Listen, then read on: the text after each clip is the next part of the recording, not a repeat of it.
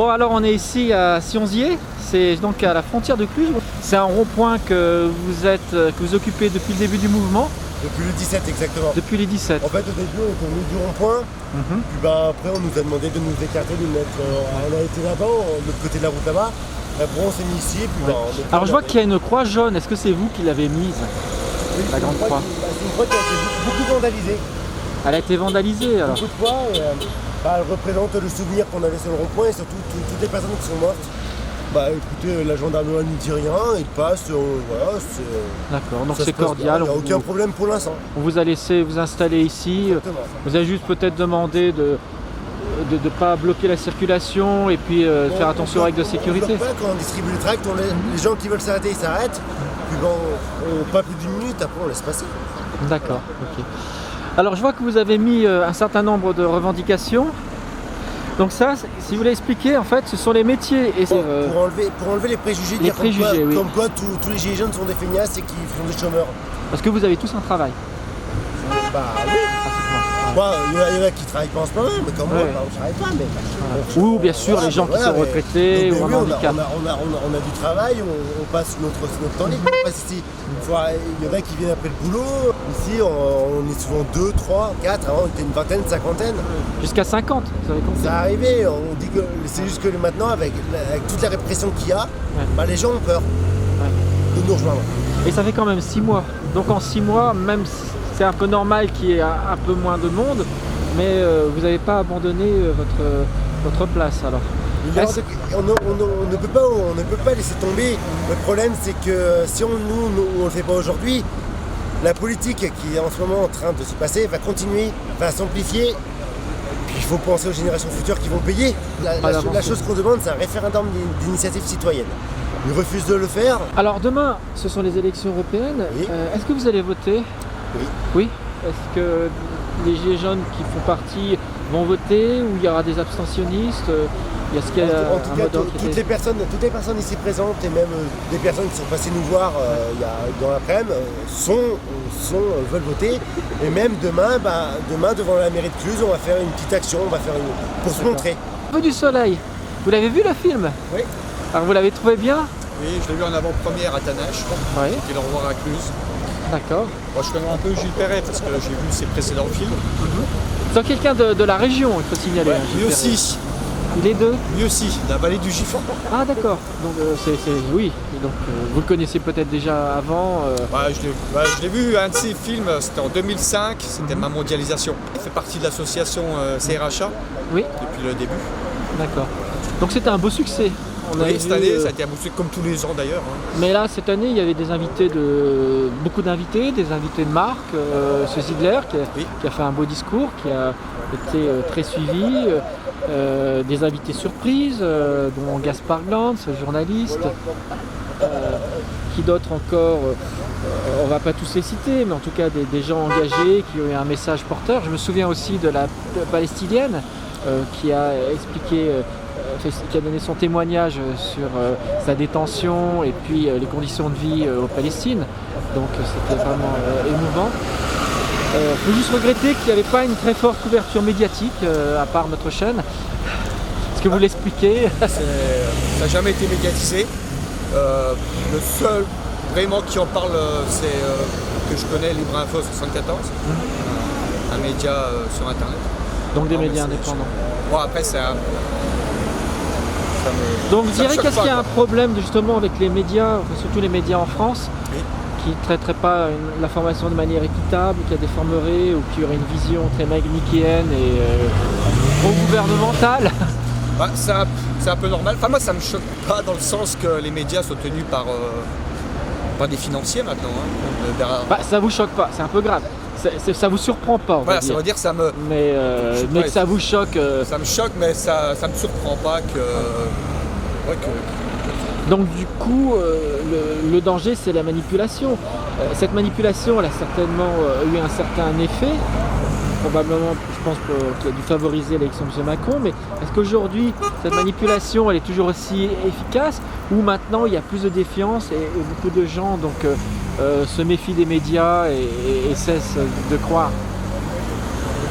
les gens, moi j'en discutais encore ce matin, ils me disent nous on est dans la vraie vie. La personne me disait nous sommes dans la vraie vie. On voit ce qui se passe. Les médias, non. Enfin, moi je pense que la plupart des gens maintenant n'y croient plus quoi. Ce que racontent dans les médias. Et puis il y a d'autres moyens de s'informer. Voilà, les gens cherchent aussi d'une autre manière à s'informer, que ce soit sur Internet. Même s'ils ne savent pas forcément toujours où ils vont, ils cherchent une autre manière de s'informer. On parle par rapport au rassemblement des Glières la semaine dernière. Donc c'est un peu pour faire connaître le programme du Conseil national de la résistance. Et dans le programme du Conseil national de la résistance, il y avait une ligne qui stipulait que les médias ne doivent pas être dépendants de la finance. Donc c'était l'indépendance par rapport à la finance. Donc ça, ce sont des idées que des gens ont déposées, ce sont pas que Oui, des morts. il y a aussi des gilets jaunes qui les ont posés. Par exemple, on a des collégiens, comme on voit, la baisse des taxes. Alors, on peut peut-être regarder de plus près, il y a un crayon, donc les gens peuvent venir et Exactement, écrire. c'est totalement libre. Hein. Les gens peuvent venir écrire, on a des feuilles à Macron disposition. d'émission, c'est pas très original. Non, mais après, c'est un peu... Baisse voilà. des taxes, oui. L'établissement de l'ISF, par exemple, oui. le RIC, les charges, le pouvoir. Sans pas l'ascension médiatique, donc ça c'est un sujet qui Exactement, qui est très important parce que les médias ne peuvent plus dire ce qu'ils veulent. Parce que l'État nous censure vraiment énormément. Alors vous avez aussi des messages de félicitations, je vois le meilleur rond-point de Sionzy, ouais. Ben, il n'y en a qu'un, donc c'est difficile de faire mieux. Ouais. Et là, le pouvoir d'achat, je vois, on a de l'amour, tout ça, oui. Donc Oui, voilà, de l'amour, de la justice sociale. En fait, vraiment tout ce qui nous rassemble, tout ce qui nous a rassemblés depuis le début. Hein. Et donc, vous, ce qui est important de noter, c'est que vous êtes sur ce rond-point, mais vous n'êtes pas tout seul. Vous faites partie d'un groupe de Haute-Savoie, vous communiquez par réseaux sociaux. Ah oui, après, il y a par exemple Annemasse qui sont déjà venus passer une après-midi avec nous, manger avec nous pour mettre des plans d'action. Des fois je suis sur Annemasse, des fois je suis ici, je suis polyvalent la nuit en fait. D'accord. Agent de sécurité mobile en nuit en fait. D'accord. Voilà. Et puis après votre travail, donc vous revenez ici pour marquer la présence. Est-ce que, je sais que ça se faisait sur certains sites, il y a des gens qui dorment parfois sur place ou c'est terminé? Jusqu'à il y a quelques mois en arrière, dans tous les camps ça dormait. Jour et nuit les camps ils tournaient et puis depuis quelques temps on a arrêté les nuits. Les nuits sont terminées. Après vous essayez de faire évoluer le mouvement, quoi. On essaye. Il y a des dérivés de mouvements, il y a Extinction Rebellion qui apparemment est né en Angleterre, il y a d'autres mouvements qui sont apparus. Je vois il y a un symbole, donc le gaz, la démocratie. Ça dit plus rien, c'est pas Un autre symbole, oui. Et puis on voit aussi des tracts qui sont diffusés, je pense habituellement sur les ronds-points. Alors on voit du Zyklon, financement de parti. Ah là c'est une super société ça. D'accord. En fait, Et Finance en marche, d'accord. Donc c'est toute une histoire. C'est une société qui a financé justement la campagne électorale pour les européennes d'Emmanuel Macron. Voilà. Il n'y a pas besoin d'épiloguer parce que tout est marqué, donc il suffit de lire. Voilà. Et ça production de Zyklon en Allemagne sous le règne d'Adolf Hitler. Ils acceptent leur argent et du fait à partir du moment où ils acceptent cet argent, ils ferment les yeux sur ce qui se passe dans ces entreprises-là. Donc si on prend un exemple concret pour Bayer, c'est Bayer qui a racheté Monsanto. Oui, c'est eux qui ont santé, et qui commercialise justement le très décrié glyphosate, qui est un pesticide le glyphosate, dangereux. Tout ce qui est Roundup, voilà, qui fait l'objet de procès. Exactement, c'est ça. Parti dans un principe où c'est les États qui disent au peuple ce qu'ils doivent faire. Alors que normalement, ça devrait être l'inverse. C'est le peuple qui devrait dire à l'État ce qu'il devrait faire.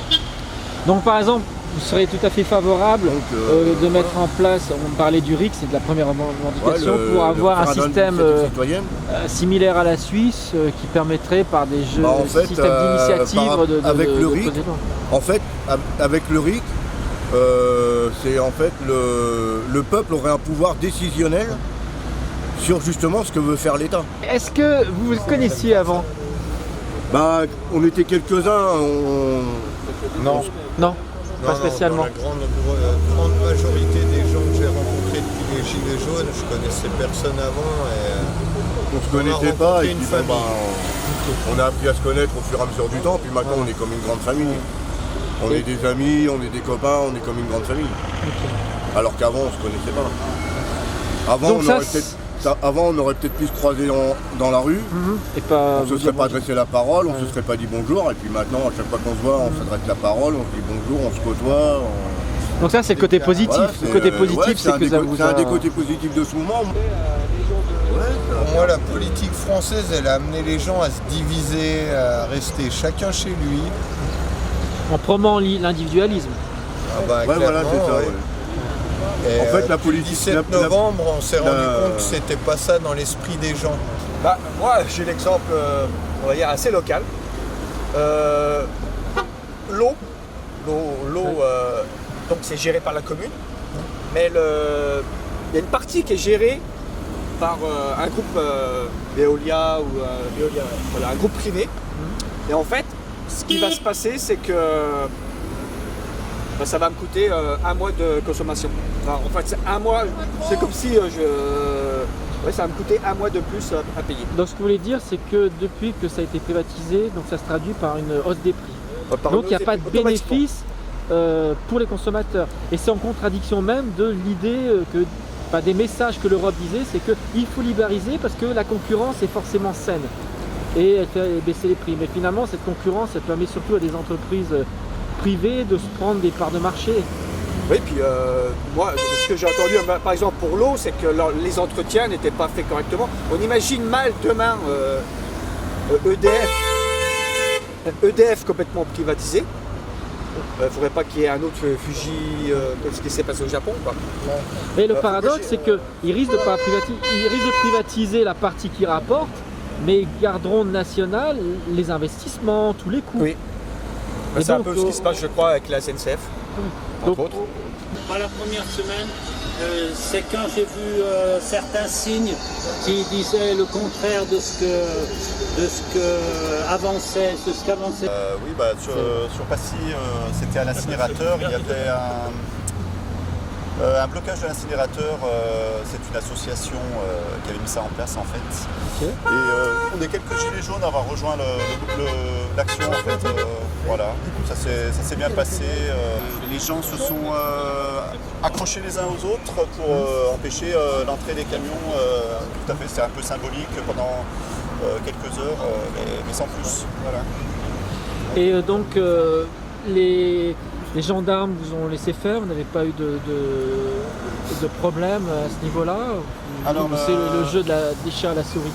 Ça s'est très bien passé parce que c'était Action Rébellion, l'organisme qui s'occupait de ça, et ils ont averti les gendarmes à l'avance qui étaient là. Bon, ils n'avaient pas de casque, il n'y a pas eu de violence outre mesure, c'était plutôt une ambiance correcte malgré la détermination des manifestants. Bon, ils ont enlevé quand même les manifestants à plusieurs reprises en les transportant à 3 ou 4 et puis en les évacuant un peu plus loin. Mais comme les gens étaient venus quand même pour bloquer, ils revenaient régulièrement. Il y a eu un petit jeu du chat et de la souris qui a duré quelques temps, mais bon, ça a été... Mais il n'y a pas eu d'usage de la force, de lacrymogène, de tirs de LBD qui sont tristement célèbres en France? Non, il y a eu la force physique dans le sens où on arrachait les gens les uns aux autres pour les déplacer, mais c'est tout. Et à côté de ça, il y a eu aussi de la part du groupe Action Rébellion pas mal de discours et d'informations sur tout ce qui était la pollution, l'extinction des espèces. C'était très enrichissant. Il n'y a pas eu d'arrestation non plus? Alors si, il y a eu 3 arrestations quand même. Voilà. Ouais. Des militants, C'est des militants de l'association qui se sont fait arrêter parce que supposés organisateurs, alors qu'en fait il n'y a pas vraiment d'organisation. D'accord. Donc il fallait chercher des coupables. Voilà, c'est ça. Puis en général ils font toujours ça les gendarmes pour un petit peu pour mettre la pression sur les autres quoi, et puis ça, pour impressionner tout simplement.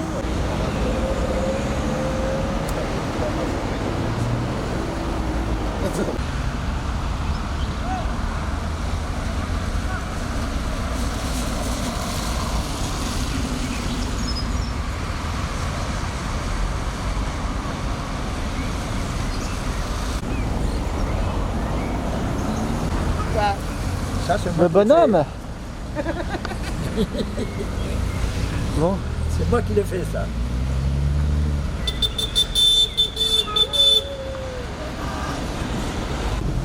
Et vous venez d'où alors? Expliquez-moi. Moi je parle catalan. Mais d'ici. Ah non, moi je viens d'ici. Vous habitez d'ici, mais vous habitez Bonn ou à côté? Bonn. C'est le seul qui habite Bonn. Bientôt, la fin du mois de mai, bientôt en juin. Moi j'avais commencé à vous suivre, c'était en plein hiver. Il y avait de la neige partout. Qui aurait dit qu'arrivé au printemps, vous serez encore là? On sera toujours là. Vous serez toujours là? On n'a pas peur d'être là. On est trop unis maintenant. Ça ne peut plus jamais se défaire en fait. Donc ça a changé? Ça a changé. Vous vous êtes réveillé, vous avez rencontré des gens? On a les yeux un peu plus ouverts et j'espère que les gens vont comprendre ce qui se passe. Parce qu'il y a beaucoup de gens qui ne comprennent pas encore et c'est dommage. Et je crois que la seule chose qui peut aller, c'est l'union. Et rester unis et faire des actions unies. On attend pour les élections, on espère que Macron va se casser la gueule. Ça c'est sûr. Ça c'est votre souhait. Alors vous ne donnez pas de consigne de vote? Sauf vous ne donnez pas de consigne de vote chez les Gilets jaunes? Moi je dis qu'ils votent pour qui ils veulent. Mais personnellement, surtout pas pour Macron, ni pour l'oiseau qui va tomber de sa branche. Mais en tout cas, moi ça serait Asselineau. Je suis pour le Frexit et pour que les Français reprennent la France en main, car ils vont vendre la France et l'Europe, je ne sais pas comment ça va aller. Moi je suis contre le nouvel ordre mondial, contre. Et vraiment, on se fait avoir, mais voilà, ils vendent l'aéroport, ils vendent tout. Et pourquoi? Et je pense que si Macron y passe, je pense qu'on sera encore plus unis et plus ensemble pour que ça s'arrête.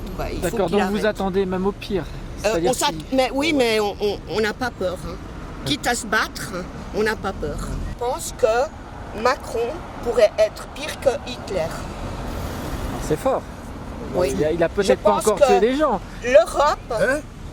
Je pense que vous dites qu'il n'a pas encore tué des gens. Je pense que vous ne le savez pas. L'argent qu'il prend aux Français, moi je pense que c'est pour faire une armée européenne et pour faire une guerre mondiale. Je vois que ça, parce que d'enlever tout l'argent et tout ça aux pauvres, je vois pas d'autre solution que de vouloir tuer les gens. Si j'ai bien compris, vous n'allez pas rester sur ce terrain. Mais je pense pas. Pour l'instant, oui, mais vous avez des échos. Mais même si on ne restait pas sur ce terrain, on trouverait une autre solution. Mais on se retrouvera toujours. Ça, c'est sûr. Il y en a certains qui ont peur de toute cette brutalité, tout ce qui se passe dans les manifestations, c'est sûr, parce que c'est pas normal que les gens se fassent taper de la sorte. Il y a soit la présence physique sur les ronds-points, comme vous faites, souvent les anciens, et puis il y a ceux qui vont manifester. Oui. Vous allez manifester parfois? Personnellement, je ne peux pas à cause de ma santé et la santé de mon ami non plus. D'accord.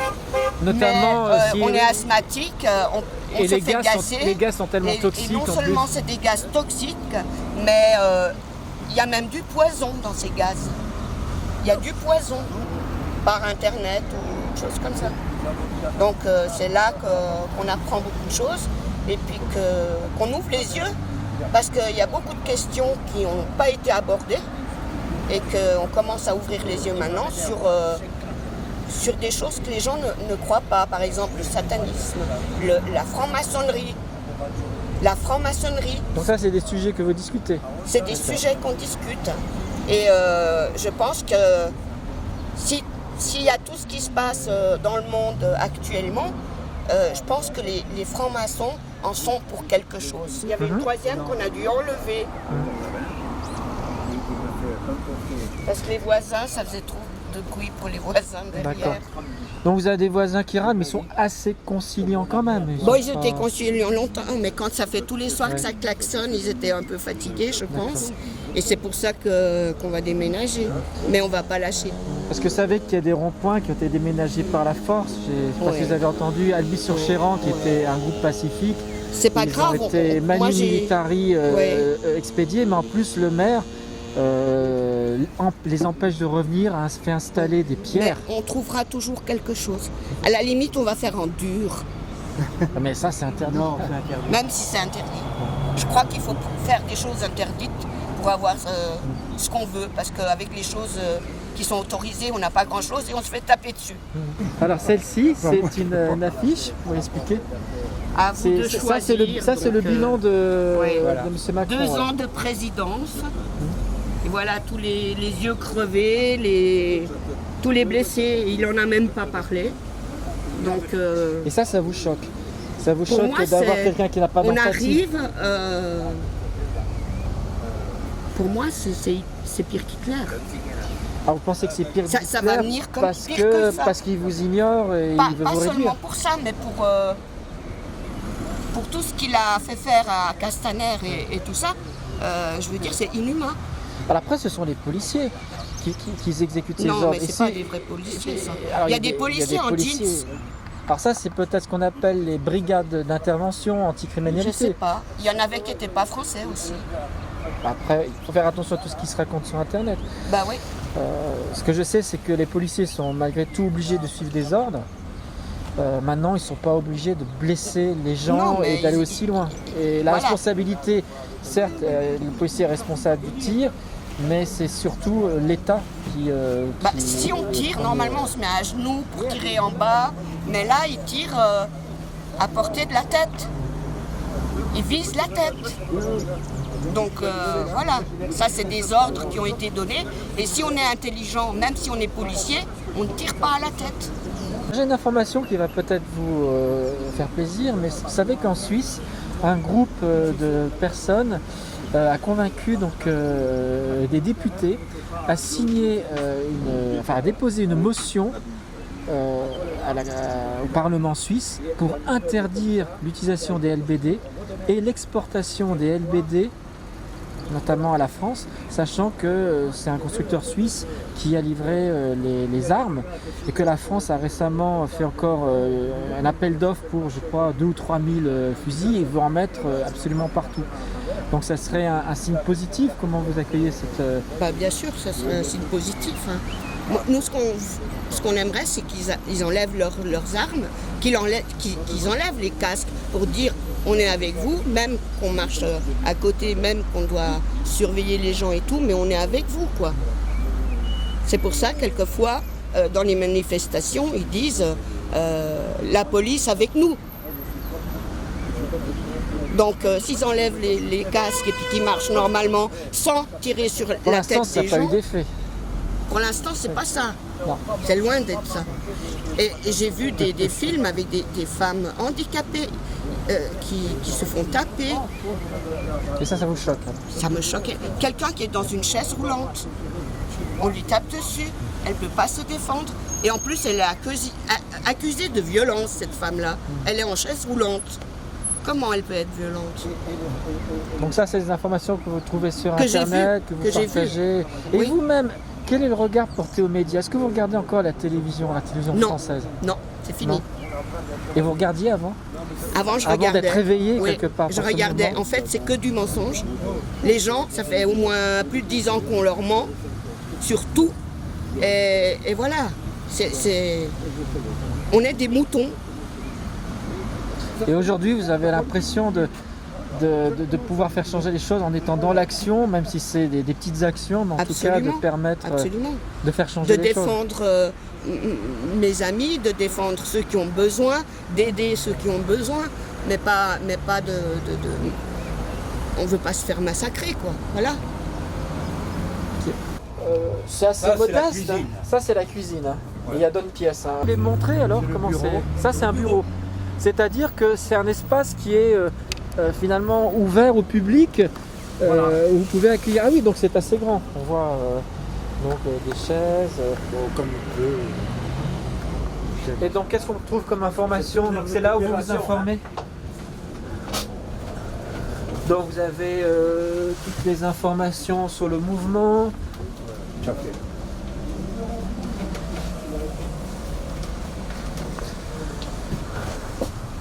Vous avez vos collections de badges, donc vous vendez aussi des badges pour...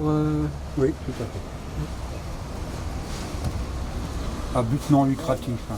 Vous avez mis une affiche d'En Marche. C'est par humour alors? Ce qui se passe, voyez-vous là, ce qui va se passer, rassemblement, Donc ça, ce sont vos actions. Voilà. Donc là, aujourd'hui, rassemblement voilà. Annemasse. Donc vous avez une idée du nombre de personnes qui sont parties sur Annemasse? Je crois qu'il y a Annemasse, il y a Annecy, il y en a qui sont partis à côté des Cluses. Comme ici, on ne peut rien faire. On est unis, on essaye de faire le plus possible. On ne bloque pas les frontaliers, parce que si on bloquait les routes, le maire d'abord, parce qu'ici, il y a presque 1200, 1300 frontaliers. Donc c'est important pour l'économie. Et les frontaliers, est-ce qu'ils sont solidaires? Ils s'arrêtent? C'est justement que je suis contre avec eux. Je dois discuter avec monsieur. Mais oui, je dis, mais oui, mais si on bloquait les routes, c'est mal pour la Suisse, c'est mal pour le village. Et puis, c'est que j'ai peur que les frontaliers aillent contre nous. Puisque toutes les propagandes, parce que vous êtes comme moi, vous êtes journaliste, vous ouvrez la télévision, qu'est-ce qu'on voit? Macron, le député de la République en marche, on voit que ça. C'est qu'à la télévision, il y a un parti pris et voilà. C'est les médias français donc ne montrent que vous êtes journaliste. Quand il y a une manifestation, les journalistes font comme vous, mais ils prennent ce qu'ils font. Les gilets jaunes. Mais ils ne prennent pas ce qu'ils font la police. Ah, vous voulez dire quand il y a des violences? Donc il y a une sélection. Il y a des jeunes qui parlent très bien. Par exemple, moi je suis cheminot. Moi je suis contre ce qu'ils ont fait à la SNCF. Ah, je suis contre. La privatisation. Et vendre le TGV, c'est français. On va recevoir des TGV de Chine, d'Allemagne, comme on appelle, les trucs qui vont travailler en France, les gens qui viennent travailler en France, à moitié prix. Les travailleurs détachés. Donc ça fait une concurrence qui est inégale. Inégale et injuste, parce qu'en France, il faut payer la vie sur place, c'est cher, et des gens viennent. Eux, ils payent dans le pays, c'est pas normal. Ça, c'est un problème de l'Europe. L'Europe, c'est l'Europe. Oui, mais l'Europe. Non, vous ne croyez plus à l'Europe. Vous l'Europe, c'est un problème. Moi, je crois à l'Europe. Mais pas cette Europe, peut-être. Non. Je voudrais que tous les ouvriers de toute l'Europe gagnent le même prix, même salaire. Alors on en est loin, puisque justement la proposition de Madame Loiseau, ce serait de déterminer le salaire minimum à la moitié du salaire moyen des pays. Oui. Ce qui est une aberration, parce que beaucoup de gens gagnent peu et le salaire minimum est très proche du salaire moyen. Donc ça veut dire baisser les salaires. Les salaires. Et ça aujourd'hui, vous le savez, puisque vous êtes à Genève, Genève, vous savez que pour avoir un appartement à Genève, impossible. Ici, il y a beaucoup de Suisses. Et des Suisses frontaliers, quelque part, qui sont avec vous. Oui, mais ils sont Suisses. Ouais. Ils sont Suisses. Pourquoi? Parce qu'à Genève, vous le savez, impossible d'avoir un logement. Impossible. Un Suisse ne peut pas acheter une maison, ni un immeuble. En gagnant, hein? Mais si ça continue, en France, ça sera impossible aussi. Et c'est ce que veut la politique de Macron, justement. Voilà. Moi, à mon époque, j'ai commencé à travailler, je gagnais le SMIC, mais on vivait mieux. Pourquoi? Donc aujourd'hui, vous plaignez les jeunes ils s'en sortent plus. Alors quand on entend pour eux. Et quand on entend, parce que c'est là, vraiment, vous disiez, les médias qui tournent en rond, M. Macron qui est très méprisant, qui dit les jeunes, ce sont des fainéants, ne travaillent pas, ne veulent pas travailler. Non, ça c'est lui qui le dit. Nous, les cheminots, on était des fainéants, on ne voulait pas travailler. C'est faux. Avant, les trains, ils marchaient bien. Vous voyez, il marchait bien, il n'y avait pas de retard, il n'y avait rien du tout. Ici à Annemasse, il y avait 3 usines. Et ces 3 usines, ils sont en Suisse. Il y avait, entre les 3 usines, il y avait presque 2000 ouvriers. Ils sont tous partis en Suisse. Et Terreon est parti en Pologne. Beaucoup de trucs comme ça. Donc en France, ce que vous êtes en train d'expliquer, c'est qu'il y a beaucoup de sociétés qui ferment, il y a une désindustrialisation. On voit, même si la vallée de l'Arve dit qu'elle marche, j'étais surpris de voir le nombre d'usines qui ferment. Alors vous êtes d'origine espagnole et installé en France depuis un moment. J'ai rentré en France en 1949, le 16 février. Donc en Espagne, Franco, le régime franquiste, capitaliste, on n'avait pas le droit d'aller à l'école, on n'avait pas le droit de faire un truc, rien du tout. Naturellement, mon père était maire d'une ville de 23 000 habitants. Quand il est passé en France, il est parti donc à la guerre. Donc il a fait 3 ans en Espagne et 5 en France. 5 en France. Il a été donc, les Allemands, ils l'ont mis à Lorient pour faire des digues et ils se sont sauvés pour partir au maquis. D'accord. Donc votre père a participé à la guerre, il vous a expliqué ce qui s'est passé. Ah oui, il m'a expliqué tout. Et vous connaissez bien la guerre, le message de la résistance, et ce qui s'est passé. Moi je l'ai connu à mon père à 11 ans. Vous ne l'aviez pas vu avant? Ah non, j'étais sur le ventre de ma mère, le pauvre.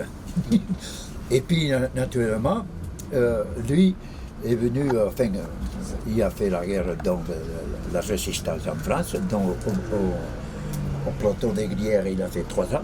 Ah d'accord. 2 ans à Grenoble. 2 ans à Grenoble. Et puis naturellement, il y avait la milice. Et mon père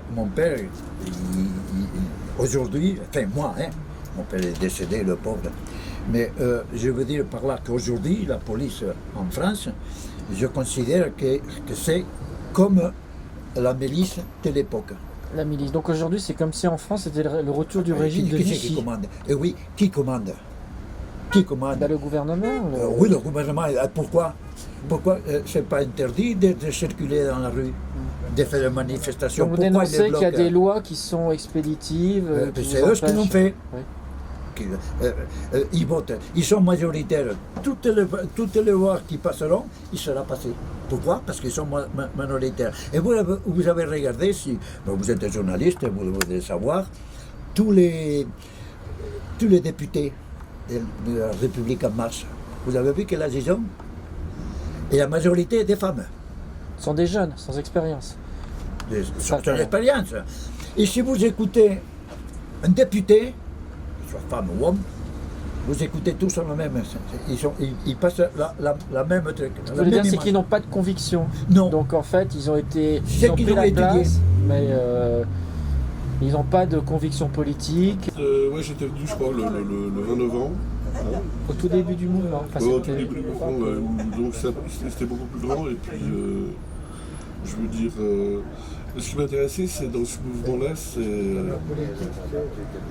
c'est cette générosité où, en même temps, il y a une forme de compréhension. Ça parle de la jeunesse, ça parle de la musique. Donc ça, ce sont des dessins que vous avez fait. Oui, que j'offre volontairement pour les Gilets jaunes, pour leur faire un clin d'œil. Mais mondialement, vous avez toute une série qu'on peut retrouver pour les gens qui voudraient vous savez, derrière, j'ai fait un petit clin d'œil, ce que disait quand même, j'ai dit, il faudra leur dire. Alors il y a des gens qui ont compris le message, et il y a des gens pour que j'ai pas vu clair. Il faudra leur dire quoi? Il faudra leur dire que voilà, que ça se passe mal et puis que c'est pas terrible, vous avez vu il y en a merde. Ah bon? Je sais pas, informez-vous quoi. Dans vos dessins, donc on voit des leaders. Là, oui, c'est des leaders, mais je veux dire, je l'ai repris. Et puis le fameux breton, comment il s'appelle? Enfin bref. Nicole. Ouais, Nicole. Voilà. Et puis j'ai mis d'autres personnes qui sont là. Alors en fait, gilet jaune ou maillot jaune, mais j'ai pas voulu marquer ric, rac, tralala. Moi, j'ai fait. Ce qui compte, c'est de montrer des gens qui sont là, qui sont heureux d'être ensemble. Qui sont heureux d'être ensemble, c'est la cosmopolite, voilà, j'ai pas voulu rien du tout. Ah, vous n'avez pas, pour être plus proche dans le vrai, je vais pour être plus proche dans le vrai. Il aurait fallu mettre les CRS qui gazent. Oui, mais à ce moment-là, vous savez, il y en a une autre aussi où j'ai fait, par exemple, derrière, et puis là, il y a une espèce de comme lui. Là, c'est un homme comme moi, par exemple, il a un bandeau noir et j'ai marqué Love, et puis là, il a des clous de cordonnier, vous avez des clous comment on appelle ça, ceux qui font les chaises, là, de matelassier. Et puis à côté, il y a une gamine avec une petite poupée, et puis tout le monde pleure. Et ça veut dire Love, mais on la boucle, on nous la boucle. Donc, mais j'ai amené que ces deux-là, c'était voilà, pour leur donner. Et puis après, je reviendrai avec d'autres choses. Je suis un gamin de la DAS, et Ce qui m'a fait grandir, c'est le pop art, le collage, le papier collé, à l'âge de 13-15 ans. Et comme je faisais des crises d'adolescence et des crises d'enfance en étant adulte, il y a un moment à 30 ans, le scaphandrier s'est mis sur la tête, c'est-à-dire le corps et l'esprit, pas comme ça, le corps et l'esprit. Parce que quand on a une enfance malheureuse, c'est très difficile à guérir. Donc, comme disait Vassili Kandinsky, ce peintre qui était docteur pour les enfants, psychanalyste, il disait « La couleur, c'est des chiffres, les chiffres, c'est des vibrations, et les couleurs guérissent. » Et moi, je me suis guéri tout seul, sans médicaments, sans rien du tout. Et j'ai toujours aimé l'art parce que ce soit l'opéra, la danse classique, les gens qui lisent, les gens qui écrivent, j'ai toujours été vraiment très très étonné de... Parce qu'on est là, puis d'un coup, hop, tu dessines et puis tu te dis, mais ça vient d'où? C'est l'inspiration. Oui, l'imagination, voilà, c'est ça. Voilà, et puis on le voit et ça, c'est votre meilleure thérapie. Ah oui, absolument. Et puis en levant la tête au ciel, je veux dire, je trouvais que c'était extraordinaire d'apprendre sans qu'on nous donne quoi que ce soit, par exemple. Comme un texte où l'auteur ça tourne et puis d'un coup, oh, je m'excuse, j'ai oublié le texte. Là, t'oublies rien parce que c'est la main, c'est une fusion, enfin bref.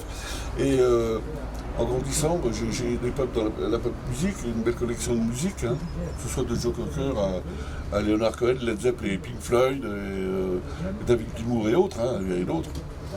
Et j'ai toujours aimé l'art, les pique-niques, on appelle ça comme ça, qui étaient déjà contre les centrales nucléaires, Crespalville et compagnie, on disait qu'on était des cons, puis maintenant on retourne en arrière, mais nous on commence à avoir de la canette.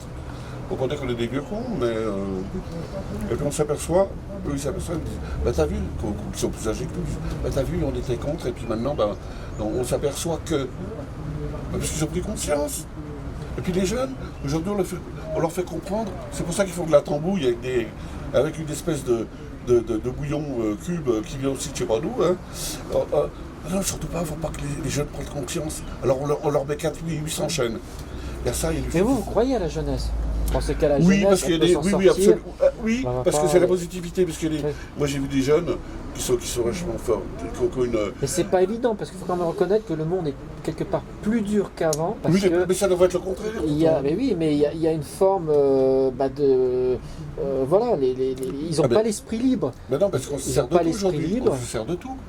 Téléphone portable, on se sert d'internet, on se sert de ça. Ils ont leur cerveau qui est monopolisé. Voilà, avec ce genre de choses. Alors que nous, même si des fois c'est difficile, on allait au boulot, mais le patron il aimait bien l'ouvrier il aimait bien le patron. Moi j'ai été bouffé, j'ai monté des ruches pendant 5 ans, Haute-Savoie, je suis un patron que j'aimais bien, ben, vous savez quoi, j'allais manger chez lui. Ce que souvent, ceux qui décrivent le mouvement, ils disent c'est tous, ils font généralement les chroniqueurs des grandes chaînes qui font des classifications sociologiques, ce sont les femmes tous des aides à domicile, enfants, les hommes tous des chauffeurs routiers ou je sais pas quoi, c'est pas vrai, vous rencontrez des gens de tous les milieux. Ici, ce que j'ai vu, ce qui est intéressant, c'est que j'ai rencontré des peintres, des gens qui écrivaient, des professeurs, des gens qui s'occupaient, par exemple, de la collection de tire-bouchons, mais qui, eux, avaient des belles fonctions à Genève, avec des payes, voilà, mais qui étaient là parce qu'ils avaient pris conscience qu'en fait, l'argent, ok, mais l'argent c'est un moyen. Mais comment se fait-il qu'en 2019, il y a encore des enfants qui meurent de faim, on va livrer des flingues, mais la politique, Mais la politique de quoi? La politique c'est de la merde. Tout est politique, c'est évident, bien sûr, aujourd'hui on ne peut pas. Mais il y en a qui ont fait des belles choses, regardez, Brassens, Brel, Gainsbourg, alors on n'aime pas, alors on va dire autre chose, on va dire Barbara. On va dire Mouloudji, on va dire... je sais pas, il y a des gens qui ont laissé des choses photographiques ou même dans les films. Des traces, ouais. Des traces. Et pourquoi on en est là? On dirait que tout fout le corps, c'est tout perdu. En fait, c'est pas vrai. On allumait la mèche, tous les papiers, la grande musique classique, Beethoven, Schubert, Mozart, Béla Bartok. Ah non, mais maintenant on est dans le truc. Lequel truc? Vous êtes dans quel truc? Mais il y a une explication très simple, c'est qu'aujourd'hui, on ne mise que sur l'individualité. Oui. C'est que vous avez retrouvé dans ce mouvement de la fraternité, vous avez appris à penser collectivement. Et c'est ce que ne veut pas justement le gouvernement et les multinationales. Ils veulent que chacun soit dans leur bulle pour pouvoir être des consommateurs passifs. Oui, c'est-à-dire qu'en fait ce qu'ils veulent, c'est qu'ils veulent que ce soit des gens qui ne sont pas éveillés. Moi j'étais déjà éveillé il y a longtemps parce que ce que j'ai toujours aimé dans la musique pop, ou les babacous, la pop musique ou le tralala, c'était des gens où je me disais, déjà en 72, un jour il n'y aura plus de travail. Mais c'est pas qu'il n'y aura plus de travail, c'est ce qu'on appelle qu'il y aura un travail intelligent. Les gens, on travaille que 5 heures. Mais ça sert à quoi de travailler 8 ou 10 heures? Oui, mais parce qu'il faut payer. Mais l'intelligence. Mais de toute façon, on va vers le progrès. On le voit aujourd'hui avec l'automatisation, la robotisation. Il y aura de moins en moins de travail. Alors pourquoi, effectivement, s'acharner Voilà. Oui. Donc on est dans un dogme, dans une pensée qui est à contre-courant de la réalité, mais parce qu'elle profite à certains. Tout à fait, mais c'est sur les mêmes. C'est sur les mêmes. Je ne vais pas les nommer parce que bon, j'ai rien contre ces gens-là. Je veux dire, ils ont le droit de... Ah oui, ils ont une dent contre vous, donc vous pouvez peut-être à raison ils ont une dent contre vous, mais ce qu'il faudrait qu'ils sachent, c'est quand même que l'argent, malgré tout, c'est un moyen. Non, on en veut encore, puis on en veut encore. De plus en plus. On en veut de plus en plus. Mais... Alors, vous ne pouvez pas comprendre, par exemple, un milliardaire comme Bernard Arnault, qui fait 8 millions par seconde, voilà, c'est une aberration. 700 € par seconde, et il avait 40 milliards, depuis qu'il y a Macron, il est passé à 85 milliards. Et ça change quoi? Oui, non. Mais ça change rien, mais ce qu'il veut, c'est parce que c'est comme la cocaïne de l'héroïne, je veux dire, quand tu l'as dans la tronche. C'est une maladie. Finalement, c'est une cupidité maladive. Mais oui, c'est même plus que ça, je veux dire, je sais pas comment on rappeler ça, c'est du chataline, c'est même pas de la débilité, je sais pas, il est rentré dans une je sais pas où il est ce monsieur-là. Alors après, c'est vrai qu'on le voit dans les belles bagnoles. Vous avez vu cette réussite? Vous avez vu le cas de Gauss également, qui avait pété les plombs, alors qu'on les médias plaignent parce qu'ils disent que la vie est dure en prison au Japon, mais tout ce qu'il a fait... Ce que vous dites, c'est intéressant, vous avez vu quand il met la main dans le pot de confiture, tout est gratuit. Mais l'argent, il est là. Ah, il doit payer 25 millions d'euros. Après, c'est 4 millions d'euros. Puis après, c'est 25 millions d'euros. Et il ne sort pas de sa poche. Non, mais enfin, je veux dire, il les sort parce que... Mais c'est pas de sa poche, oui. Je veux dire, c'est des gens qui sont blindés, ultra blindés. Et puis s'il faut payer, on paye. Et puis je repaye. Et je surpaye. Bien bon, tu dis, ils font comment, ces mecs?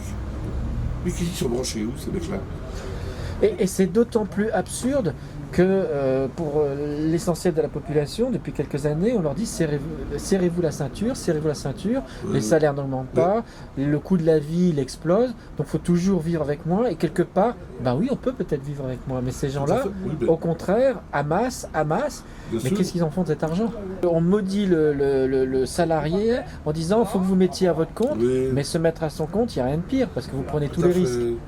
Et c'est un leurre de dire oui, vous gagnerez beaucoup en travaillant beaucoup, mais il faut avoir les marchés et puis il faut être en forme. Donc le jour où vous allez moins bien, eh ben, on vous supprime les filets de sécurité alors que les gens cotisaient à tout ça pour cette sécurité. Mais je veux dire, alors ils disent aux jeunes, on va aller à 3 ans pour faire des robots.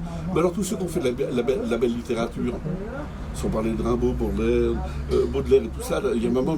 Mais ça c'est intéressant ce que vous dites, c'est-à-dire qu'il y a aussi une notion de valeur qui est complètement dégrisée, c'est-à-dire qu'on va mettre en avance la réussite sociale, comme le disait M. Macron, les premiers de cordée, c'est-à-dire les financiers. Oui, ceux qui j'avais rien appris d'ailleurs, parce qu'on a avec la cuillère en or. Mais alors qu'il y a des gens qui travaillent dans le social, qui travaillent dans l'artiste, qui gagnent très mal leur vie, qui ne peuvent pas en vivre.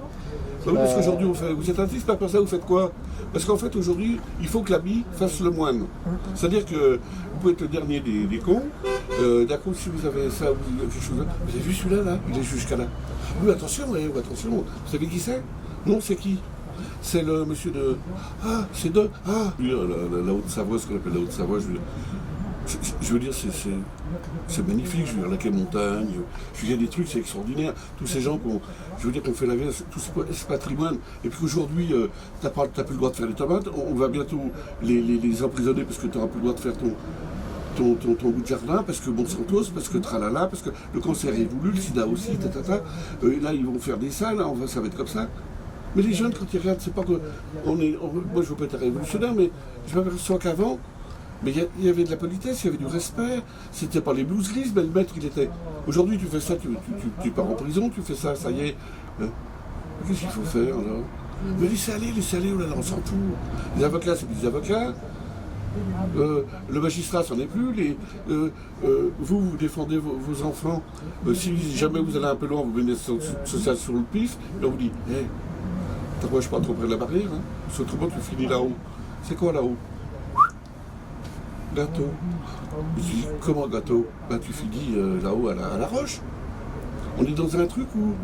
Mais la valeur, elle est où? C'est ce que je disais. Vous voulez dire la roche, c'est quoi? C'est un hôpital psychiatrique? C'est un hôpital psychiatrique, mais aujourd'hui, quand on va trop loin par rapport à tout ce qui se passe... Parce qu'aujourd'hui, ce que vous disiez, voilà, on pense tous pareil, Schnell, 1, 2, 1, 2.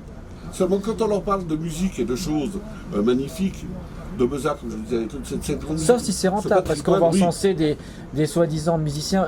Qu'est-ce que vous pensez, vous qui êtes artiste? Il y a eu à l'Eurovision, rien contre cette personne, ce jeune homme qui chante une chanson complètement ridicule. Oui, il habillé en nana, avec une perruque, je veux dire, qui a ça, je sais pas quoi. Moi, j'en pense à rien, puis je me dis, c'est con pour les jeunes.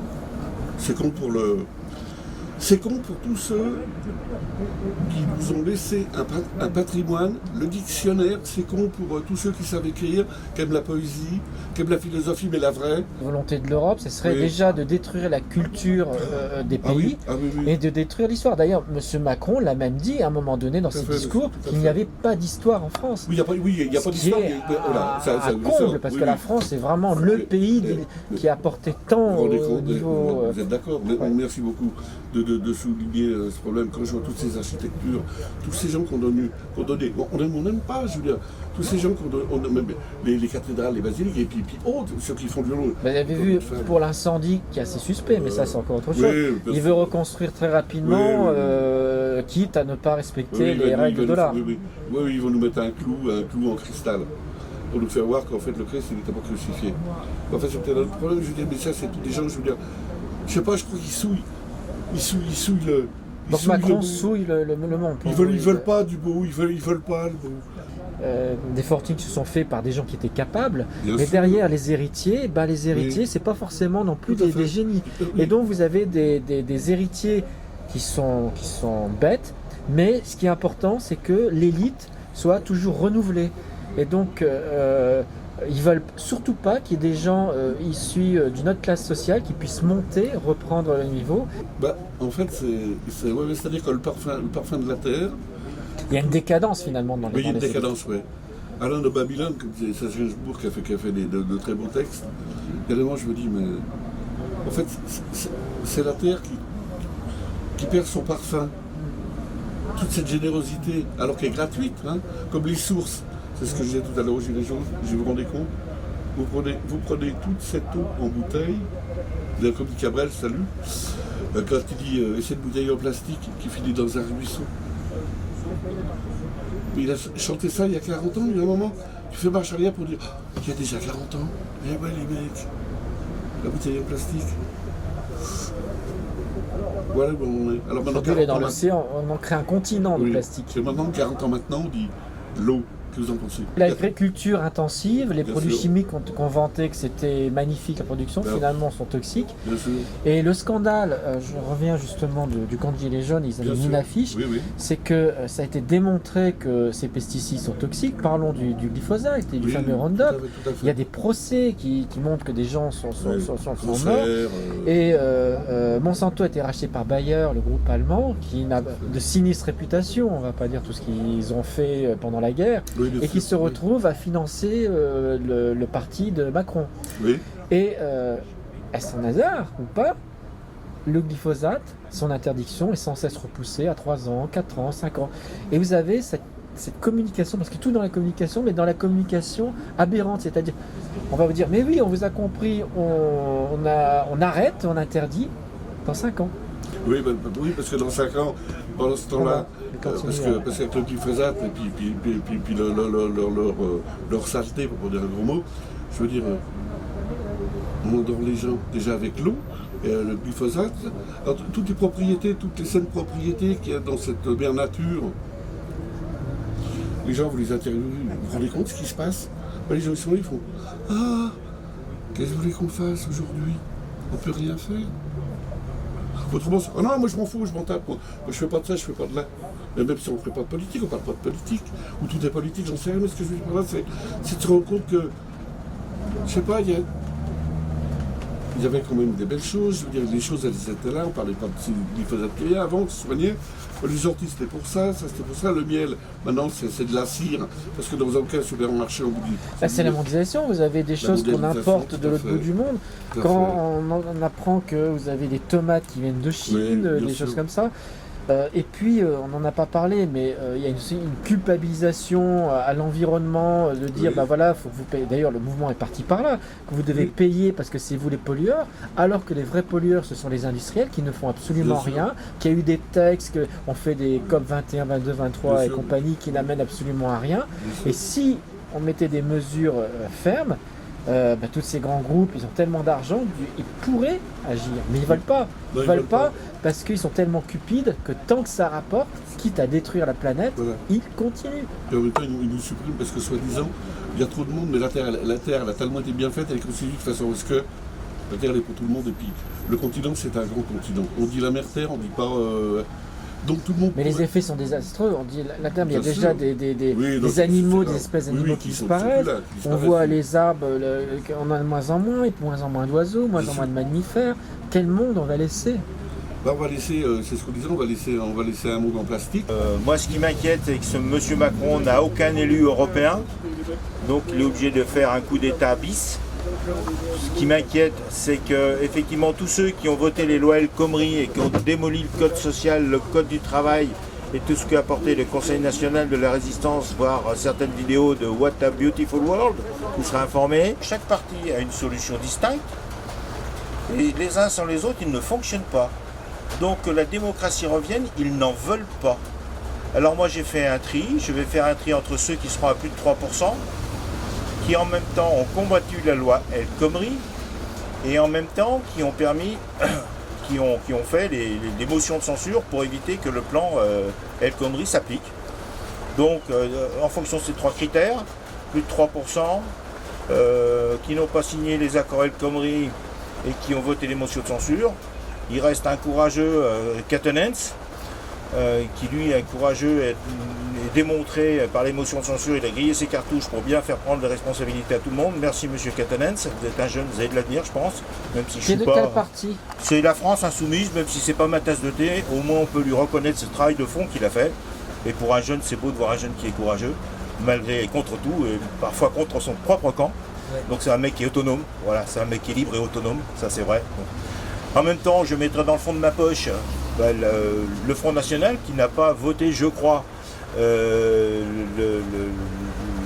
plan El Khomri, ils ont voté contre, il me semble. Et Dupont-Aignan qui risquera de faire plus de 3%, qui lui aussi a dénoncé tous les méfaits qu'il y avait dans l'Europe et toutes les magouilles qu'il y avait. Alors je vais mettre tout ça au fond de ma poche, je vais trier et je vais en prendre un au hasard, brûler les autres, sans savoir pour qui j'ai voté. Et pourquoi je dis ça? Je mets ça en honneur à un certain monsieur qui s'appelle Coluche, qui à l'époque a fait quand même les Restos du Cœur, avec lesquels vivent encore beaucoup de populations et sur lesquels les politiques lâchement se reposent. Parce que s'il n'y avait pas les Restos du Cœur, je pense que les politiques seraient mangés vifs. Donc quand Coluche s'est présenté, il a représenté jusqu'à 20-30% de l'électorat, 15% sûr. Et à partir du moment où il y a plus de 10% d'incertitude d'où viennent les votes dans une élection, tous les lobbyistes et tous les financiers ne savent pas où ils vont. Donc moi je vais inciter à faire un vote en fonction de certains critères, au hasard, pour que tous les lobbyistes n'aient pas de mainmise et ne financent pas comme des campagnes comme M. Macron, parce que M. Macron n'a aucun programme et en fait est un lobbyiste pour d'autres choses plus sournoises encore. Donc c'est pour encourager ceux qui se sont mis à découvert, qui ont combattu et qui aujourd'hui représentent le courage de demain. Voilà, donc l'incertitude sera la plus grande punition parce que M. Macron a dit je suis élu, je suis le chef, je fais ce que je veux, n'est pas chef qui veut. Avec 20%, il a fait un tour de passe-passe, moi j'appelle ça un guichetier braqueur, hein, on a dit ça déjà dans une interview, c'est un guichetier braqueur. Il ne faut plus lui donner ce moyen-là au niveau européen, sinon c'est la guerre mondiale. Les braqueurs politicards, banquiers comme Macron ne puissent pas se targuer d'avoir eu les voix des Français, parce que ce sera faux. Voilà. Il n'y a pas toujours un risque qui regagne, justement, parce qu'avec la puissance, il y a tous les médias qui vont dans son sens. Les médias, ils les payent. Des médias indépendants, il n'y en a pas beaucoup. On en voit quelques-uns, comme en ce moment, qui sont de l'autre côté de la caméra. Il y a des gens comme Mediapart qui sont quand même bien inquiétés. Nous, personnellement, on a voulu faire des actions Et on se rend compte que ce n'est pas du tout les préfets qui sont inquiétants vis-à-vis des gilets jaunes et des ronds-points, contrairement à ce qu'on croit. C'est là où il y a des élus de La République En Marche, ils téléphonent directement au ministère de l'Intérieur pour faire pression sur les préfets et menacer les maires de ne pas avoir ni de subventions, au supermarché, là où on faisait de la publicité, du tractage, de ne pas avoir les horaires d'ouverture qu'ils veulent, ou les agrandissements qu'ils veulent, etc., etc., etc. Ce qu'il faut quand même préciser, et là il va falloir attendre pour ceux qui croient que le mouvement des Gilets jaunes va s'éteindre. Et là il faut bien entendre, tous les Gilets jaunes, tous les citoyens et tout le monde, tous les politiques. Il faut savoir que l'élection de M. Macron a été tronquée parce qu'un maire à l'époque a été réduit de donner son accord, puisqu'il fallait 500 voix, un maire n'a pu donner son accord qu'un seul parti. Donc à partir du moment où Macron veut tout filouter, je ne vois pas pourquoi un maire pourrait signer un accord pour qu'un représentant politique se représente au présidentiel et qu'un maire puisse donner son accord que sur une seule voix, puisque sur une commune, tous les partis sont représentés. Donc il va falloir que le combat continue avec les Gilets jaunes pour que le maire puisse signer pour n'importe quel adhérent autant de fois qu'il veut et qui veut se présenter au présidentiel. Sinon les élections vont être encore tronquées. Et je dirais, pourquoi est-ce que ça se passe comme ça? Un maire va signer pour un parti, La République En Marche ou autre. Pourquoi? Parce qu'avant, si un maire avait les finances directement de par les entreprises qu'il y avait ou de par le département, aujourd'hui c'est tout ramené à Paris. Et M. Macron, avec sa politique d'impérialiste, fait comme les Américains ou les fonds de pension, prend 15% ou 20% pour ses propres comptes et redistribue 80% de ce que la commune ou le département vont donner. Donc ça fait toujours un manque de 15 à 20% des finances publiques par rapport à l'ancien système. C'est pour ça que les maires, quand ils donnent un accord pour qu'un représentant se fasse, ils vont toujours le donner à République En Marche ou un parti majoritaire qui vote avec Macron, parce qu'ils ont besoin de retour de subventions. Je ne sais pas si un monsieur Macron, avec son système, va être un jour mal à l'aise, puisqu'il est en fait content de servir un système financier occulte. Il est content de démolir la démocratie. Donc si demain la démocratie est démolie, il sera content. Le reste est comment on va gouverner. Si demain Macron est majoritaire, ce que je ne crois pas, avec quel pourcentage d'électeurs? S'il y a un pourcentage d'électeurs qui ne va pas voter, qui ne se sent pas concerné, mais c'est encore pire que ça. C'est-à-dire que même lui, il a détruit sa propre image. Donc ça veut dire qu'on n'est plus en citoyenneté, on n'est plus en France, parce que pour moi la France c'est la citoyenneté, c'est ce qui nous permet à tous, d'où qu'on vienne, de pouvoir correspondre et d'être ensemble. S'il n'y a plus de citoyenneté, c'est pas Macron qui aura gagné, c'est la France et la démocratie et les droits de l'homme qui auront tout perdu. En tous les cas, c'est dommage que des gens comme M. Jadot se présentent aux élections écologistes, parce qu'ils permettent, quand il y a un travailleur détaché qui travaille en Allemagne, par exemple, il est payé au prix de son salaire bulgare ou polonais ou autre. En France, on oblige à avoir le salaire du même emploi. Autrement dit, un travailleur détaché en France va avoir minimum le SMIC. En Allemagne ou dans les autres pays, il a ses 150 € du pays d'origine. C'est ce qui fait qu'il y a des serres écologistes qui tombent bien, parce qu'on paye des esclaves dans le sud de l'Italie pour ramasser des tomates. Le travailleur polonais, il a peut-être son salaire polonais ou son salaire français. Souvent, il a son salaire polonais parce qu'en fait, il n'est pas rattaché à la France. Il va dormir en France sur une voie de transit, mais c'est de l'esclavage.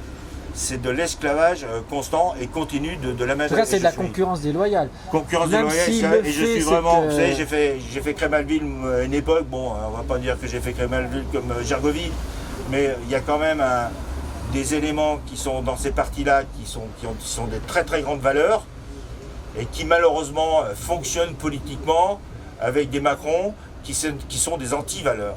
Donc je n'arrive pas à comprendre qu'ils puissent voter les lois El Khomri, qui ne votent pas les motions de censure et qui font corps avec un État Macron qui n'a aucun représentant et qui bientôt n'aura aucune légitimité. Voilà. C'est exactement ce qui s'est passé parce que en gros, c'est pas un renard, c'est une flèche tirée par un arc.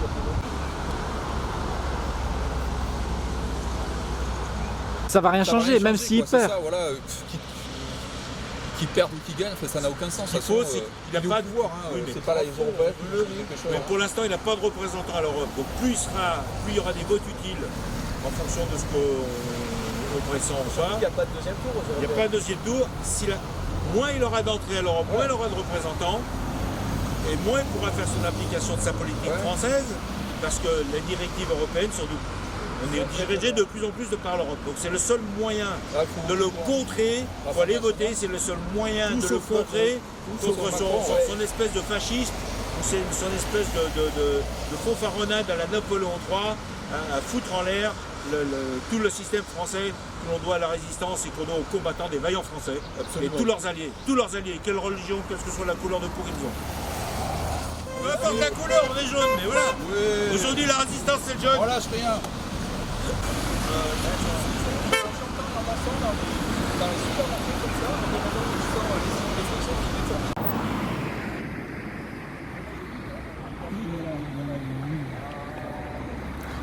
Alors, c'est donc le nouveau QG. On va faire la visite. Oui, alors regardez, on vient de faire ça aujourd'hui, voilà. Justement.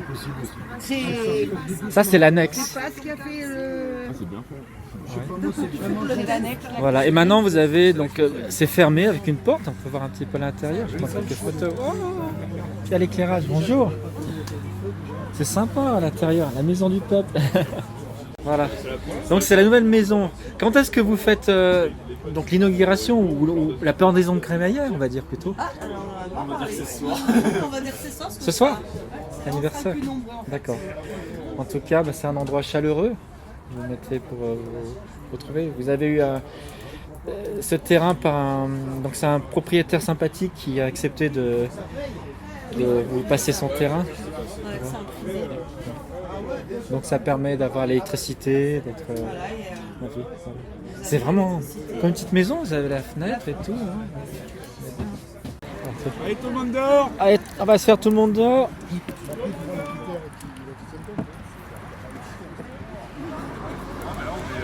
Du coup, c'est agréable ce feu. Hein. Là, sur presque 300 publications.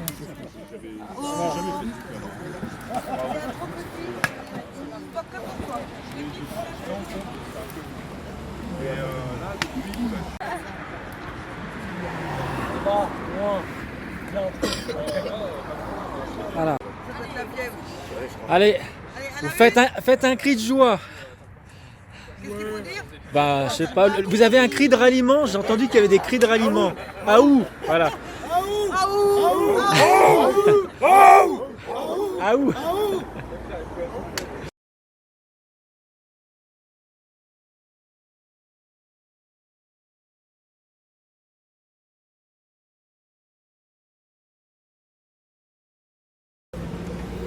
C'est plus agréable le soleil quand même, parce que je me souviens quand on venait ici, qu'il il faisait -5, fois sous la neige, sous la pluie. On mange quand même chaud à midi, on a une gazinière là-dedans, on cuisine, voilà. Moi, je me souviens, c'était pas mal ce qu'il y avait, les gens donnaient des... Bon, là aussi, je vois que vous avez encore des dons. Il me semble que tout à l'heure, une personne est venue vous donner... Oui, il y a déjà des gens qui donnent, on continue toujours. Ok. Très bien. Et alors les signatures pour les référendums, ça continue? On était à plus de 2000 et là on va reprendre. Plus de 2000? Oui. Et ça vous faites quoi? Vous l'envoyez à la mairie? Là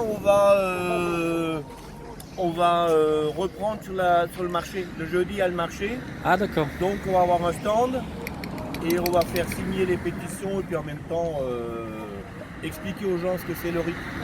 D'accord. Parce qu'il y a plein de gens qui ne savent pas ce que c'est le riz. Ok, voilà. Super.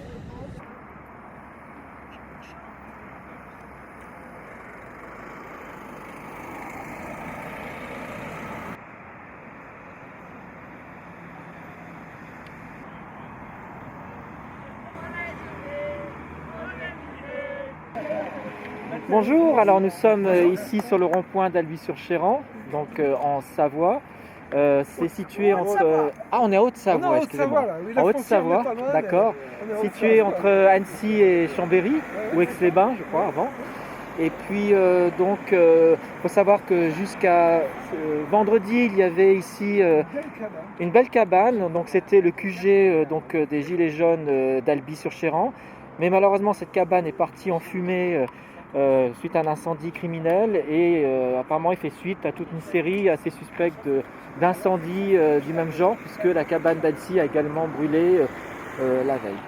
Donc je suis là en compagnie de Jean-Claude qui est donc un réalisateur amateur, photographe de profession et donc il m'a expliqué qu'il a fait un film donc, sur la vie des Gilets jaunes en faisant donc, des portraits, mais je vous laisse donc s'exprimer sur ce qu'il a fait exactement. En fait, c'était un peu par hasard que je suis arrivé en film, parce que j'ai filmé des petites séquences que j'ai mises sur YouTube, et à la fin j'ai pris conscience qu'il y avait une vraie matière, et ça me permettait de laisser une trace de toute cette histoire, toute cette vie qui est très intense sur ce rond-point, et donc du coup j'ai fait un film d'1 heure et quart. Donc au départ ça a commencé par des petites vidéos pour souvenirs, on peut dire, vous les gardez, vous trouvez que c'était important, et puis vous avez eu le mouvement qui a duré, et ça vous a donné l'idée de au départ, faire je ne pensais pas du tout faire un film, quoi. J'ai jamais imaginé faire un film. C'est qu'au bout de 3 mois que je me suis dit, bon, ben, c'est bien de mettre ça, tout ça bout à bout, toutes ces séquences de vie sur ce rond-point, qui ont été très intenses, comme je vous l'ai dit, et donc du coup, voilà, j'ai fait un film. Est-ce que cette idée ne nous est pas venue aussi du fait du manque de couverture médiatique? Parce que sur les petits villages, voilà, on m'a dit on n'a jamais vu passer la télé. En fait, mon objectif, quand je me suis décidé à faire film, sans savoir si ça serait possible techniquement, mon objectif c'était de répondre au fossé qui existe entre ce que je vis, ce que j'ai vécu ici sur ce rond-point, et l'image qui en est donnée par les médias dominants.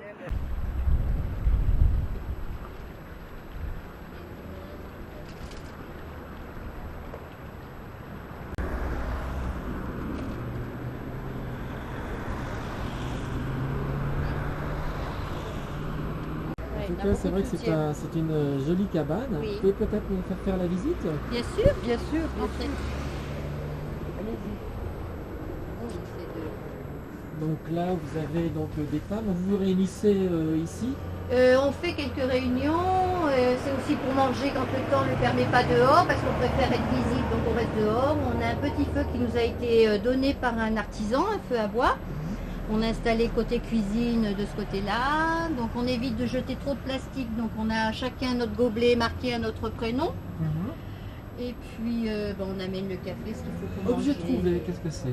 Alors objet trouvé, des fois on oublie tant des lunettes, voilà, des lunettes, du papier, voilà, certaines choses. Ici vous avez des graines qu'un artisan qui fait du bio nous a laissé pour pouvoir voilà. Là on voit des petits gilets jaunes, donc c'est des choses que vous vendez? Oui, c'est fait par le petit-fils d'un gilet jaune, c'est fait avec une imprimante 3D. Et après, donc, il est peint à la main. Et puis nous, voilà, pour se faire un peu d'argent pour la cagnotte, on vend ça ici. Vous les vendez combien? Alors, ceux-ci sont à 5 €, mais sinon, on a des badges de ce genre, voilà, qui sont à 2 €. Ici, c'est le film dont je vous parlais, de Jean-Claude Allard, qui est passé à Cuisy dimanche et qui a fait ça le comble. Et donc, on a fait un badge qui représente le film. Ici, c'est Je veux du soleil.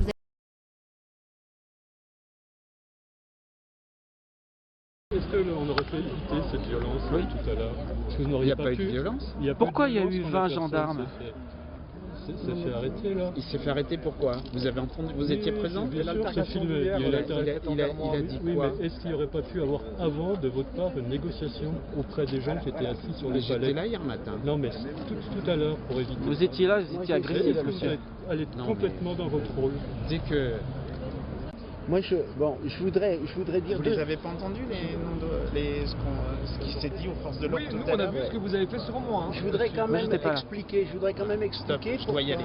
Non, 2 secondes, pourquoi on est là. Parce que vous avez dit qu'il y a le grand débat, mais il y a des réponses auxquelles on n'a pas eu. Les réponses, ça se fait pas... Ça fait 10 ans qu'elle a pas été aussi. Moi aussi. Hein? Moi, pas 10 ans, ça fait pas 10 ans que je suis à la retraite. Voilà, le SMIC bloqué pour son panier, etc. Donc il y a le RIC pas d'accord, ou alors le calme. Et comment donc il y a des réponses qu'on n'a pas eues, et comment il y a des réponses que nous n'avons pas eues, voilà. Vous n'avez pas des réponses il y a 15 jours, quoi. Non, mais le site là maintenant est interdit. Le site interdit? C'est à cause de vous indirectement ce qui s'est passé aujourd'hui. Et hier vous m'avez chargé et j'attends vos excuses.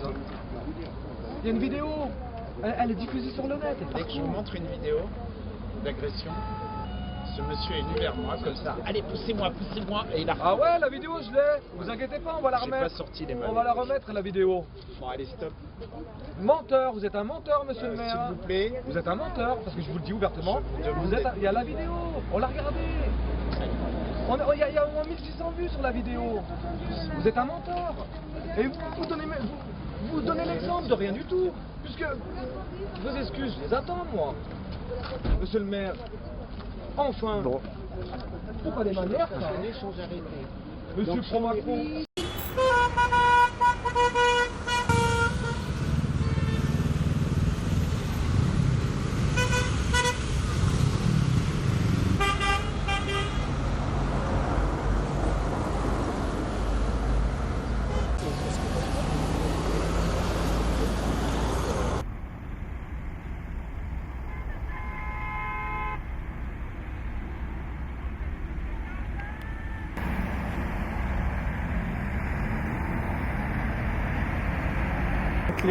Aujourd'hui, les gens sont allés sur Grenoble et à Faverges. Sur Grenoble, Faverges, et puis sur Paris ou Lyon, enfin dans différents lieux de rassemblement.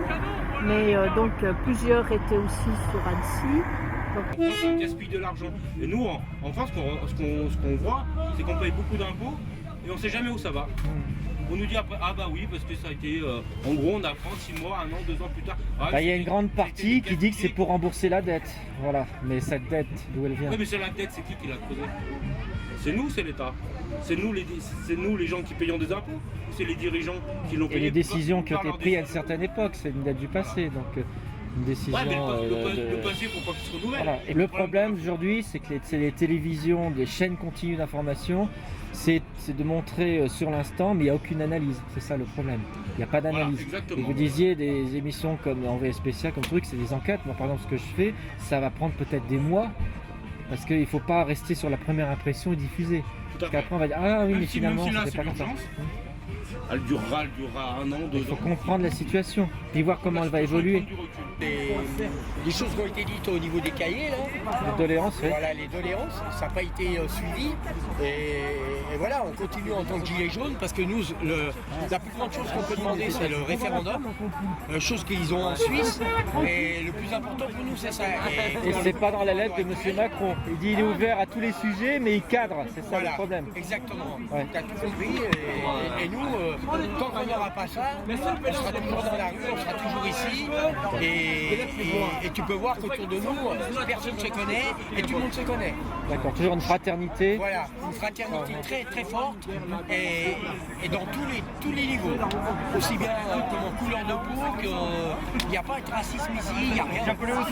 Après, il y a des divisions aussi, il y a des gens qui ont leurs idées, leurs sujets, mais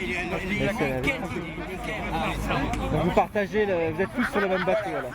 Toutes les idées sont bonnes. On écoute même les gens qui sont contre les gilets jaunes, on les écoute. Là, il y a une personne qui a qui a plus ou moins dit certaines choses, on l'a écouté. On est là pour écouter. On n'est pas là pour faire ce qu'on voit à Paris, faire de la castagne et ce qu'ils en sont. Alors, il faut bien dire que vous êtes sur Annecy, ça s'est toujours bien passé. Toujours. Mais nous, en tant que gilets jaunes, on est pacifique à fond. On n'est pas là pour faire de la casse. Et tu peux voir que tout niveau, tout âge sont là. Il y a des gens qui ont 60 ans, qui sont à la retraite, et il y a des étoiles de mer, là, comme tu vois là. Il y en a qui ont 20 ans. Il y en a qui ont 20 ans, il y en a qui ont 60, il y en a qui ont... Il y a tout âge. C'est moyen. Voilà. Il y a tous les niveaux. Et moi j'ai 61 ans, tu sais combien? Je vais te dire combien d'années que je bosse, depuis l'âge de 14 ans, ça fait 46 ans que je travaille. Alors quand M. Macron dit que beaucoup de Français n'ont pas le sens de l'effort... Moi ça fait 46 ans que je travaille. Et depuis le 1er juillet 1974, j'ai travaillé à la commune de Caen, et maintenant c'est la fusion des communes. On a 6 communes. Le maire Rigaud, tout ce qui s'ensuit, je suis jardinier paysagiste et je m'en cache pas. J'ai dit mais je continue à travailler pour payer les études de ma fille. Bon, il y a toujours du travail alors. Parce que si vous perdiez votre travail, M. Macron avait dit qu'on peut... Bah oui. Je suis sportif, et j'ai 61 palais et je m'en cache pas. Et je te dis, Macron quand il veut.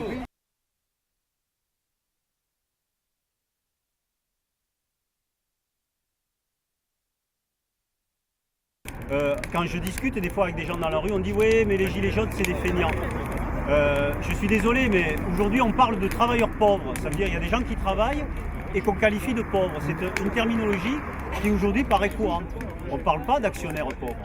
Et je veux dire, qu'est-ce qu'il y a comme plus feignant qu'un actionnaire qui touche des dividendes, quoi? Je veux dire, par rapport à quelqu'un qui est 8 heures par jour à l'usine. Donc à un moment donné, il faut savoir qui est le feignant et qui est le travailleur dans l'affaire et qui est-ce qui doit récupérer effectivement. Et qu'il a souvent des revendications excessives. On voit des actionnaires, voilà, typiquement des fonds de pension, des sociétés qui rachètent d'autres sociétés, qui exigent des taux de rentabilité, des dividendes de l'ordre de 20%. Oui, il y a 2 chiffres. Donc c'est juste inimaginable. Le problème, il est là, quoi. C'est-à-dire que, par exemple, un organisme, une ONG comme Oxfam, qui est un organisme basé en Angleterre et qui travaille depuis de nombreuses années donc, sur les questions de la pauvreté, ils viennent de sortir une étude où ils ont montré que les bénéfices du CAC 40, je parle des bénéfices des entreprises du CAC 40, se répartissent de la façon suivante.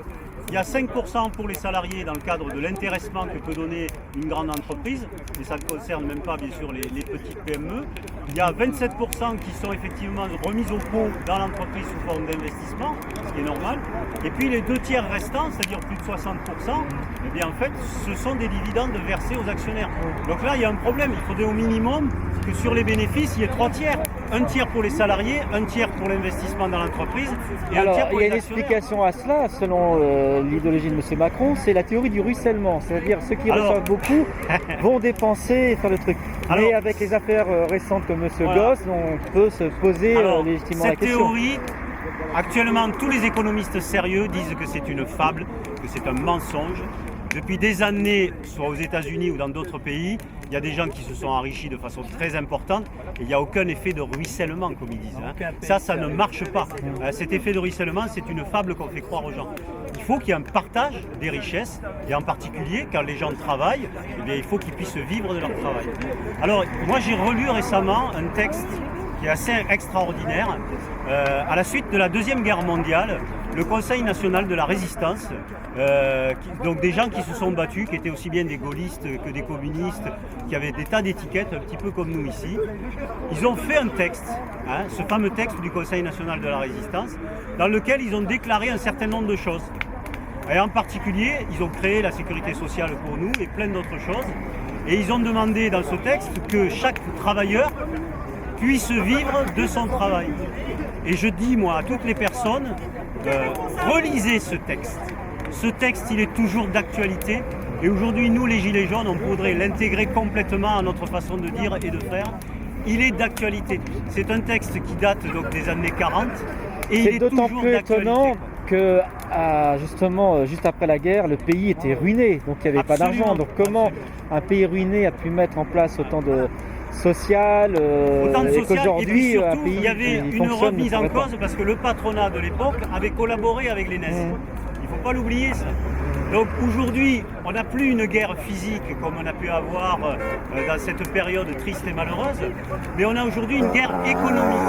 Et cette guerre économique, elle est beaucoup plus compliquée pour nous au niveau de la lutte, parce que les gens contre qui on lutte, on ne les voit pas. Ce sont des fonds de pension, ce sont des assureurs, ce sont des gens qui n'ont pas de visage. Et ça, c'est très compliqué. Alors le seul qui leur a donné un visage, c'est Denis Robert, c'est un journaliste français qui a une dizaine d'années a soulevé ce qu'on a appelé l'affaire Cleanstream et qui a découvert qu'il y avait ce qu'on appelle des banques de compensation et qu'en fait qu'on savait d'où venait l'argent et où il allait. Alors que jusqu'à présent on nous disait tout ça c'est un anonymat général. Or il ne s'agit pas d'anonymat. Cet argent on sait où il va et on sait d'où il vient. Donc si on voulait effectivement taxer les transactions financières mondiales, on pourrait le faire. Mais il y a une volonté effectivement de ne pas le faire. Donc nous sommes ici à Douvaine, c'est ça? Ici nous sommes à Bonatré. Bonatré. Commune de Sciez. Commune de Sciez, donc c'est votre nouveau quartier général? Quartier général, exactement. Et vous étiez précédemment donc à Margenset, à rond-point de Margenset. D'accord. Et vous avez été délogé par les forces de l'ordre? Voilà, on nous a gentiment le 19 décembre. Le 19 décembre, voilà. D'accord. Comme beaucoup de ronds-points, c'était un peu la même date. Notre président nous a gentiment ordonné de nous faire quitter les lieux. On n'a pas eu le choix. D'accord. Et là, donc pas de problème, vous êtes installé sur un terrain privé, donc voilà. Donc là, c'est ce qui met plus un peu la colère à tous ces braves gens, quoi. Oui. Pour pouvoir nous déloger, quoi. Mais vous n'avez pas perdu au change parce que vous êtes quand même bien placé. On aurait été mieux au milieu du rond-point. Disons que, c'est pas la même, disons qu'on profite moins des voitures parce que là elles passent, elles klaxonnent, mais elles ne s'arrêtent pas pour discuter avec nous. Ah, c'est le problème. C'est notre problème, ça. Mais bon, depuis le temps du mouvement, je pense qu'ils sont relativement sensibilisés. Pourquoi nous sommes là, enfin, je l'espère. Voilà. Je l'espère. Au début, il fallait les sensibiliser, leur dire pourquoi. En tout cas, on entend toujours des klaxons. Ah, toujours. Dire qu'il y a toujours du Et on leur demande pas de klaxonner, mais ils le font d'office eux-mêmes. Bah, voilà, comme la police nous a dit, arrêtez de klaxonner. Je dis non, c'est pas nous qui klaxonnons, c'est les gens qui klaxonnent. Donc voilà, donc on peut rien faire. Et les voisins ne se plaignent pas? Si, le voisin. Le voisin qui se plaint. Voilà. Parce qu'il a sa femme qui est un peu malade. Alors ça la gêne quand même. Alors vous avez vu, on a mis des pancartes à arrêter de faire du bruit à partir de 20h. Après, on ne peut pas empêcher quelqu'un de klaxonner, de manifester, de dire ce qu'il a envie de dire. Très libre d'expression. Alors ce que je vous propose, c'est qu'on fasse peut-être un petit tour du propriétaire. Ouais, bah là on va donc ça, vous avez tout installé. Alors c'est quand même une grande salle. Vous m'avez dit que vous avez donc fêté le Nouvel An ici. Voilà, et ici c'est la salle de réunion. Okay. Salle de réunion, ici on se repose, on mange également, on mange tous là parce que la cuisine c'est de l'autre côté, et ici c'est le réfectoire. Et on suit l'actualité là-bas aussi. À la télé, la télévision. Voilà. Ah ouais, la télé on peut vous la faire fonctionner si vous voulez, mais elle fonctionne. Bon, il y a la télécommande qui doit se promener quelque part, mais on suit l'actualité aussi. On a l'actualité aussi. Tout à fait. Alors justement, qu'est-ce que vous pensez de cette actualité? Est-ce qu'elle reflète bien les réalités du terrain ou... Non, il y a toujours un genre footiste, hein, du début jusqu'à maintenant. Enfin, moi, j'ai pas ressenti de différence. Après, je pense que tous les gilets jaunes, si on se mobilise de plus en plus, c'est parce qu'on voit que nos royalistes, si je peux dire, ils s'en fichent complètement. D'accord. Ils maintiennent leur position, nous on maintient. Il n'y a pas eu d'avancée du gouvernement français? Non. Enfin, moi je ressens non. Moi je dis non. Après, poser la question à mes collègues aussi. Hein. On n'a rien eu de concret comme réponse déjà la première fois qu'il est repassé à la télé pour nous aider. Nous de notre côté on n'a rien eu. Rien. On n'a rien à cacher. Oui, bah voilà. Non, Bonsoir monsieur. Bonsoir. Vous êtes là sur le mouvement depuis le début? Depuis le début, oui. Depuis le premier jour avec ma fille. Ah, c'est en famille? Ouais, bah ma fille est venue. Bon. On va faire un deuxième. Alors voilà, depuis le premier jour, on était un peu plus bas le premier jour. Vous voulez m'expliquer? Je suis arrivé vers le garage Renault, là-bas, le deuxième rond-point, le samedi. Le 17 novembre. Moi, je suis le 17 novembre, oui. Voilà, et puis on essaye de tenir le coup. Moi, je devrais pas trop venir parce que je suis très très malade, mais je viens quand même chaque fois que je peux. Je viens en soutien, oui, puis défendre aussi, essayer de défendre ma croûte. J'ai commencé à travailler, j'avais 13 ans et demi, j'ai arrêté à 65 ans, et actuellement j'ai 1100 € en francs français, hein, pas en Suisse, hein, 1100 € de retraite. Alors voilà, alors on essaye, on a un petit peu d'espoir encore. On essaye de... Est-ce qu'on va arriver à faire quelque chose? Par contre, la chance qu'on a, c'est qu'on a une bonne ambiance. On a une bonne bande de copains. On a tous les mêmes ennuis, les mêmes problèmes. Alors cette bonne ambiance, je la vois sur tous les ronds-points que je ouais. Sur la Bellegarde, Annecy. Ouais. Il y a un mouvement de fraternité, donc je dirais que le côté positif de ce mouvement, c'est que ça a permis de rassembler les gens. Voilà, mais tous, vous voyez. Oui, puis le fait de pas bloquer. Regardez, vous avez des familles avec des enfants, vous avez des animaux des fois qui ont le gilet jaune. On est là, on a une bonne équipe. Et puis l'avantage qu'on a nous ici, c'est qu'on a plus ou moins la police et la gendarmerie avec nous.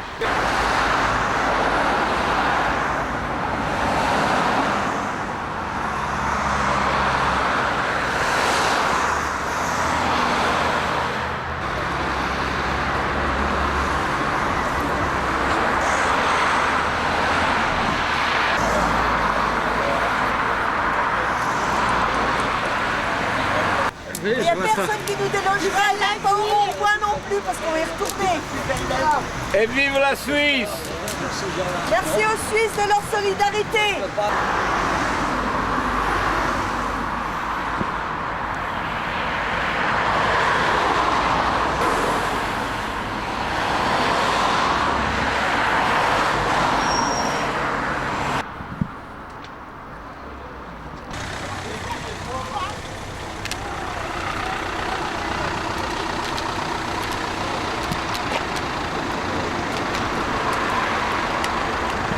Le panneau de Bonatré, alors c'est très bien. Donc c'est votre nouveau QG depuis le 19 décembre, si j'ai bien compris. Et ça fait à peu près 2 mois qu'on parle de la même chose, donc il ne faut pas s'attendre à ce que je dise beaucoup. Alors il n'y a pas de progrès au niveau du gouvernement, aucun. Pour l'instant, on attend pour voir. Il y a un grand débat. Le gouvernement compte beaucoup sur les maires, mais les maires ne veulent pas de lui. Vous ne croyez pas au grand débat? Pas du tout. C'est une technique politicienne pour noyer Exactement. le poisson. Sûrement. Parce qu'en fin de compte, vous avez des revendications. Bien sûr. C'est simple, on parle du référendum, voilà, de monter les la remise du RSI, le RIC, c'est les 2 revendications principales des Gilets jaunes. S'ils n'écoutent pas ça, c'est même pas la peine. Le reste, ça sert à rien. Et l'ISF. Ah oui, l'ISF. Moi, je trouvais que c'est vraiment une grande injustice. Bien sûr. Bien sûr. Parce qu'il y a beaucoup d'argent au-dessus, alors qu'il pourrait y en avoir plus, mieux redistribué en fait. Il y ait moins de gens qui soient pauvres. Parce qu'ils n'ont pas besoin de tout cet argent en fait. Et le pourquoi problème, faire là-bas? C'est peut-être que les salaires en France, les bas salaires sont aussi trop faibles. Bien sûr. Ça ne permet pas de survivre. Tout le monde devrait pouvoir vivre dignement. Toujours motivé, toujours. On a envie de voir les gens heureux comme on les a vus dans les premiers jours. Parce que l'élan de solidarité qu'il y a eu entre tous ces gens, à mon âge, j'avais encore jamais vu ça dans ma vie en fait. Et c'est tellement beau, tellement bien, je le souhaite partout dans le monde, parce que tout le monde pourrait même avoir ça dans le monde, si on s'arrange la pour, fraternité, bien sûr. le retour voilà. aux valeurs simples, l'aide, et voilà, que tout le monde puisse vivre dignement. Voilà. Moi c'est mon mot à moi, dignement, tout le monde le mérite. Ça monte de toute la France. Et donc il n'y a pas besoin de monter nécessairement sur Paris. Et vous entendez la solidarité des voitures aussi, parce qu'on dit qu'il n'y a plus de gilets jaunes, mais entendez tous les gens qui crient là, qui klaxonnent. On les empêche de klaxonner le soir parce que ça dérange certains voisins. Mais entendez leur voix, parce qu'eux aussi, ils ont envie d'avoir une vie meilleure. Moi, c'est arrivé dans ma famille, j'ai eu quelqu'un qui s'est retrouvé, qui a travaillé toute sa vie, et qui s'est retrouvé en retraite, et il avait une vie vraiment misérable. Parce que bon, et pourtant il en a fait des heures. Hein. C'est vrai qu'à l'origine, c'est le pouvoir d'achat. Mais on a été tellement méprisé par le gouvernement qu'on est devenu plus ou moins, disons qu'on a changé. On a changé, maintenant ce qu'on veut beaucoup, c'est la démission du président déjà. Ça c'est sûr. Parce que s'il veut qu'on le respecte, il doit commencer à nous respecter. Il doit nous écouter.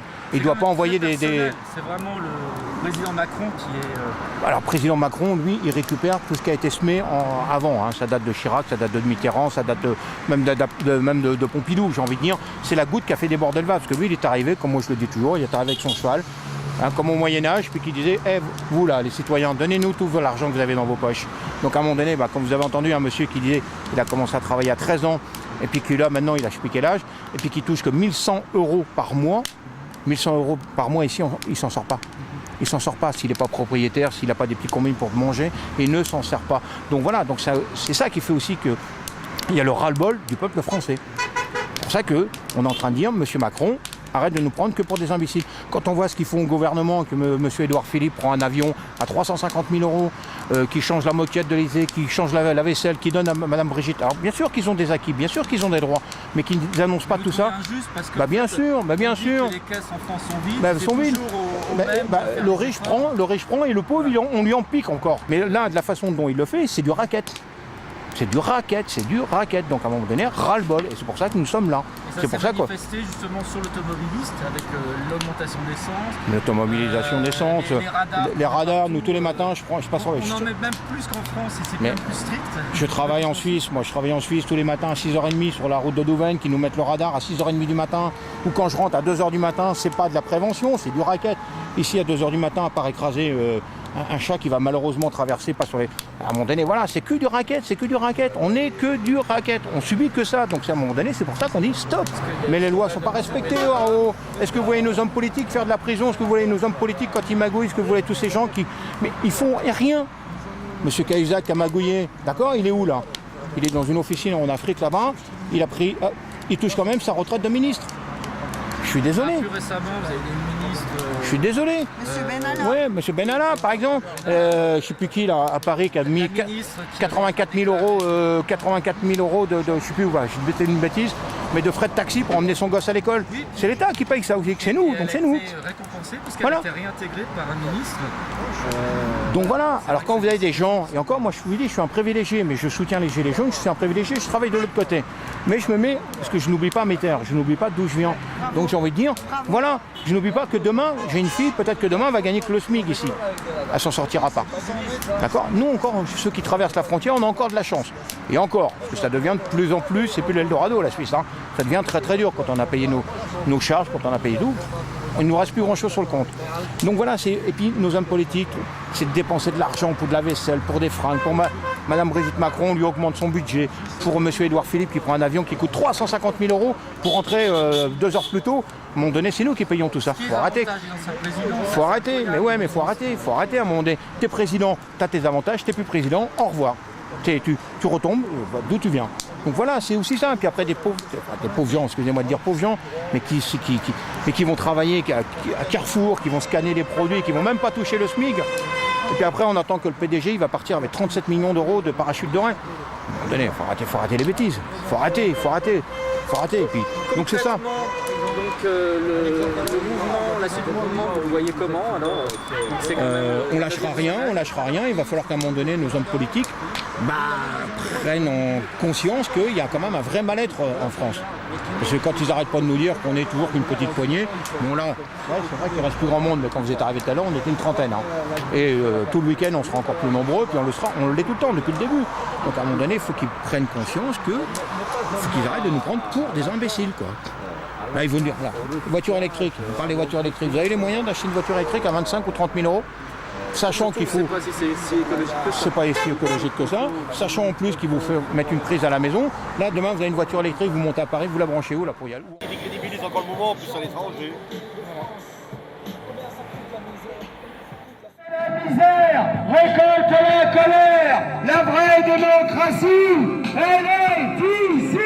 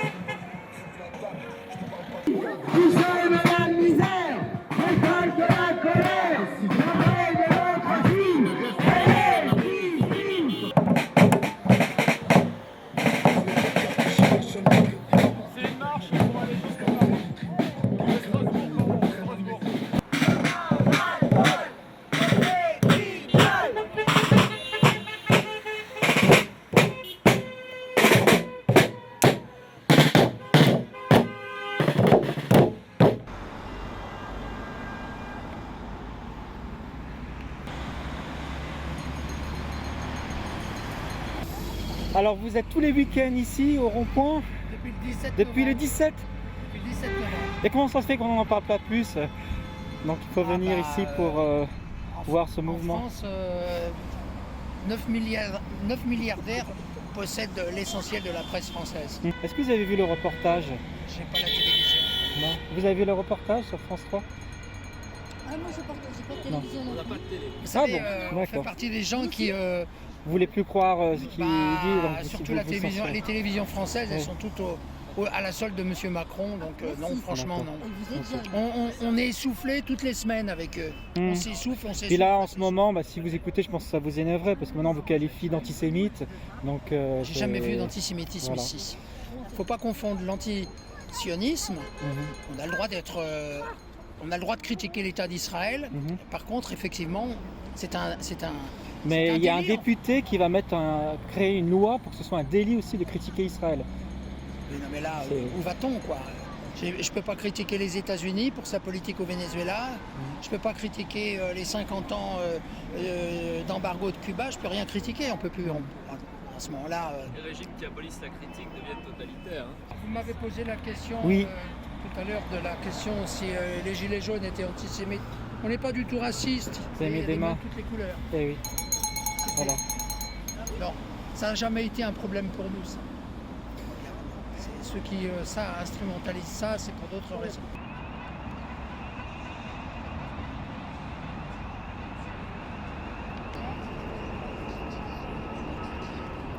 Nous sommes à Albertville, au péage de Sainte-Hélène. Oui. Voilà, on est là depuis ce matin et on est là depuis 17 novembre. Toutes les semaines donc. À peu près tous les week-ends. Avant, c'était tous les jours. Et même tous les jours. Avant, tous les jours. Les handicaps invisibles aussi, ça intéresse personne. Les cancers pédiatriques, ça intéresse personne. Je crois que ces messieurs dames sont immunisés contre ça. Puis il y a des gens qui sont obligés de partir dans d'autres pays pour faire soigner leurs enfants parce qu'ils ont un cancer qui ne se soigne pas en France. Ça veut dire que la sécurité sociale française donc n'est pas à la hauteur et mais même pas que la sécurité sociale, aussi les soins. Il y a des méthodes de soins qui ne sont pas encore faites en France, alors qu'elles sont acceptées dans d'autres pays et qui permettent quand même des soins plus importants à certains enfants. Donc pour bien comprendre, donc, ce mouvement des Gilets jaunes, c'est plus un mouvement contre les augmentations de taxes, c'est vraiment un mouvement qui est... Voilà. Donc vous souhaitez changer de système politique ou de république? C'est pour ça que le RIC, ce serait l'idéal, ça permettrait aux citoyens de pouvoir aussi décider, eux, des bonnes lois et des mauvaises. C'est ce qui s'appelle la citoyenneté. Hein. Normalement, citoyen, ça vient du peuple grec et c'était pour donner la parole au peuple. Que le peuple puisse donner son avis ou proposer des choses et que les grands de ce monde, eux, mettent en place ce qu'on demande. Quelle est la signification? Qu'est-ce que vous... La signification, on est toujours là et on ne lâchera pas. Moi, je vais vous la dire, la signification. Le péage, c'est un droit qui avait été aboli à la Révolution française. Il a été rétabli en 1955 à la construction des premières autoroutes qui devaient être gratuites une fois que les travaux avaient été payés. Ensuite, on nous a dit que c'était pour payer le réseau secondaire. Réseau secondaire. Oui. Et maintenant, à partir de 2005, ils ont vendu ça à des entreprises privées. Donc c'est-à-dire que l'argent qui part ici, il y a 49%, l'actionnaire de Area, c'est le groupe Macquarie, australien. Moi j'aimerais bien demander à ces gens où il part notre argent. Voilà. Et on tiendra tant que ce ne sera pas résolu ce problème. D'ailleurs il y a le Sénat qui s'en est intéressé.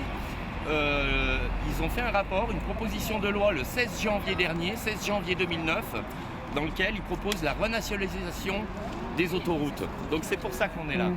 Parce que ces autoroutes, venant de Suisse, on les trouve chères. Et oui. On ne comprend pas. Donc c'est parmi les autoroutes les plus chères d'Europe. Oui. Mais et ça ne profite pas à l'État en plus. Ça ne profite pas à la communauté. Ou à part la TVA, mais c'est encore une taxe. Même pas, ça nous échappe. Aujourd'hui, les autoroutes qui ont été payées par nos soins, les bénéfices qui sont dégagés par ces autoroutes, on n'en voit pas la couleur.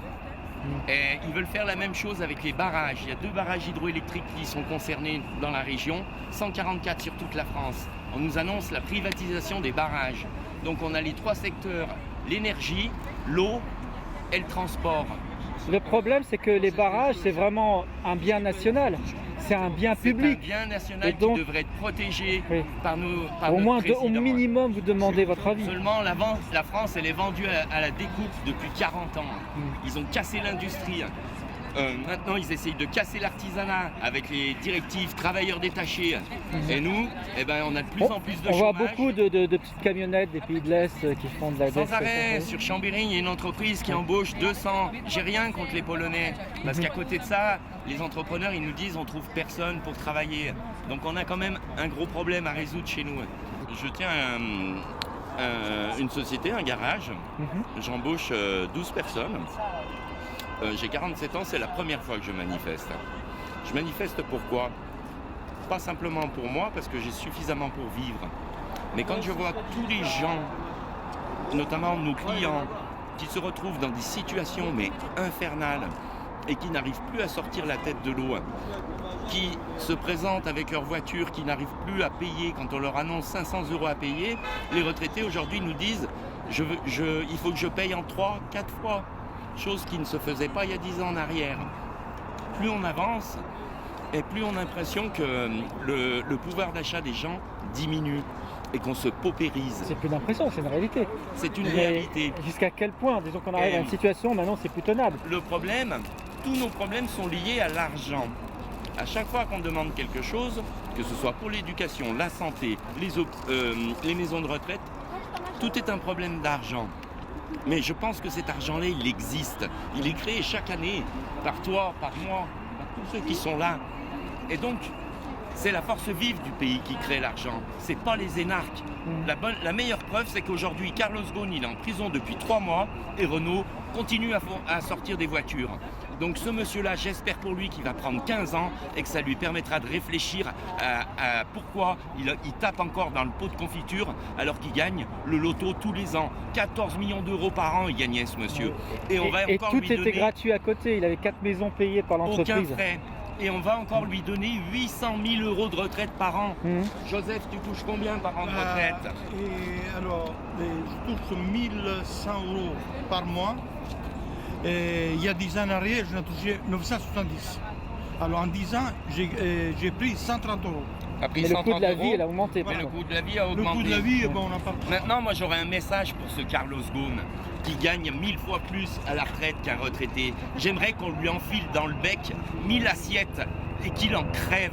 Voilà. Notre salaire, on le voit entrer, on le voit ressortir et on n'a rien. On n'a rien.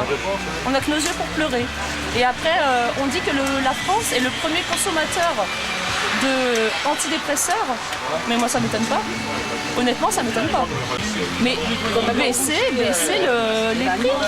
Moi, je fais un caddie de course, j'en ai pour 130 € et j'achète rien. Un peu de fromage, un petit peu de viande, un petit peu de légumes. Voilà quoi. Et vous en avez pour 130 €. Mais c'est affolant. Partout. C'est trop cher par rapport au salaire. Il y a un rapport avec salaire et frais qui n'est pas correct. Vous êtes là depuis le début? Oui. D'accord. Alors on se relève, jour et nuit, il y a tout le temps quelqu'un. La motivation, c'est les gens qui passent. Ils sont super solidaires et c'est cool. Ils nous apportent à manger, à boire, un petit coucou. C'est super sympa et on pense à nos enfants. Pas grand ou pas à moi? Non, ça l'est. Pas moi.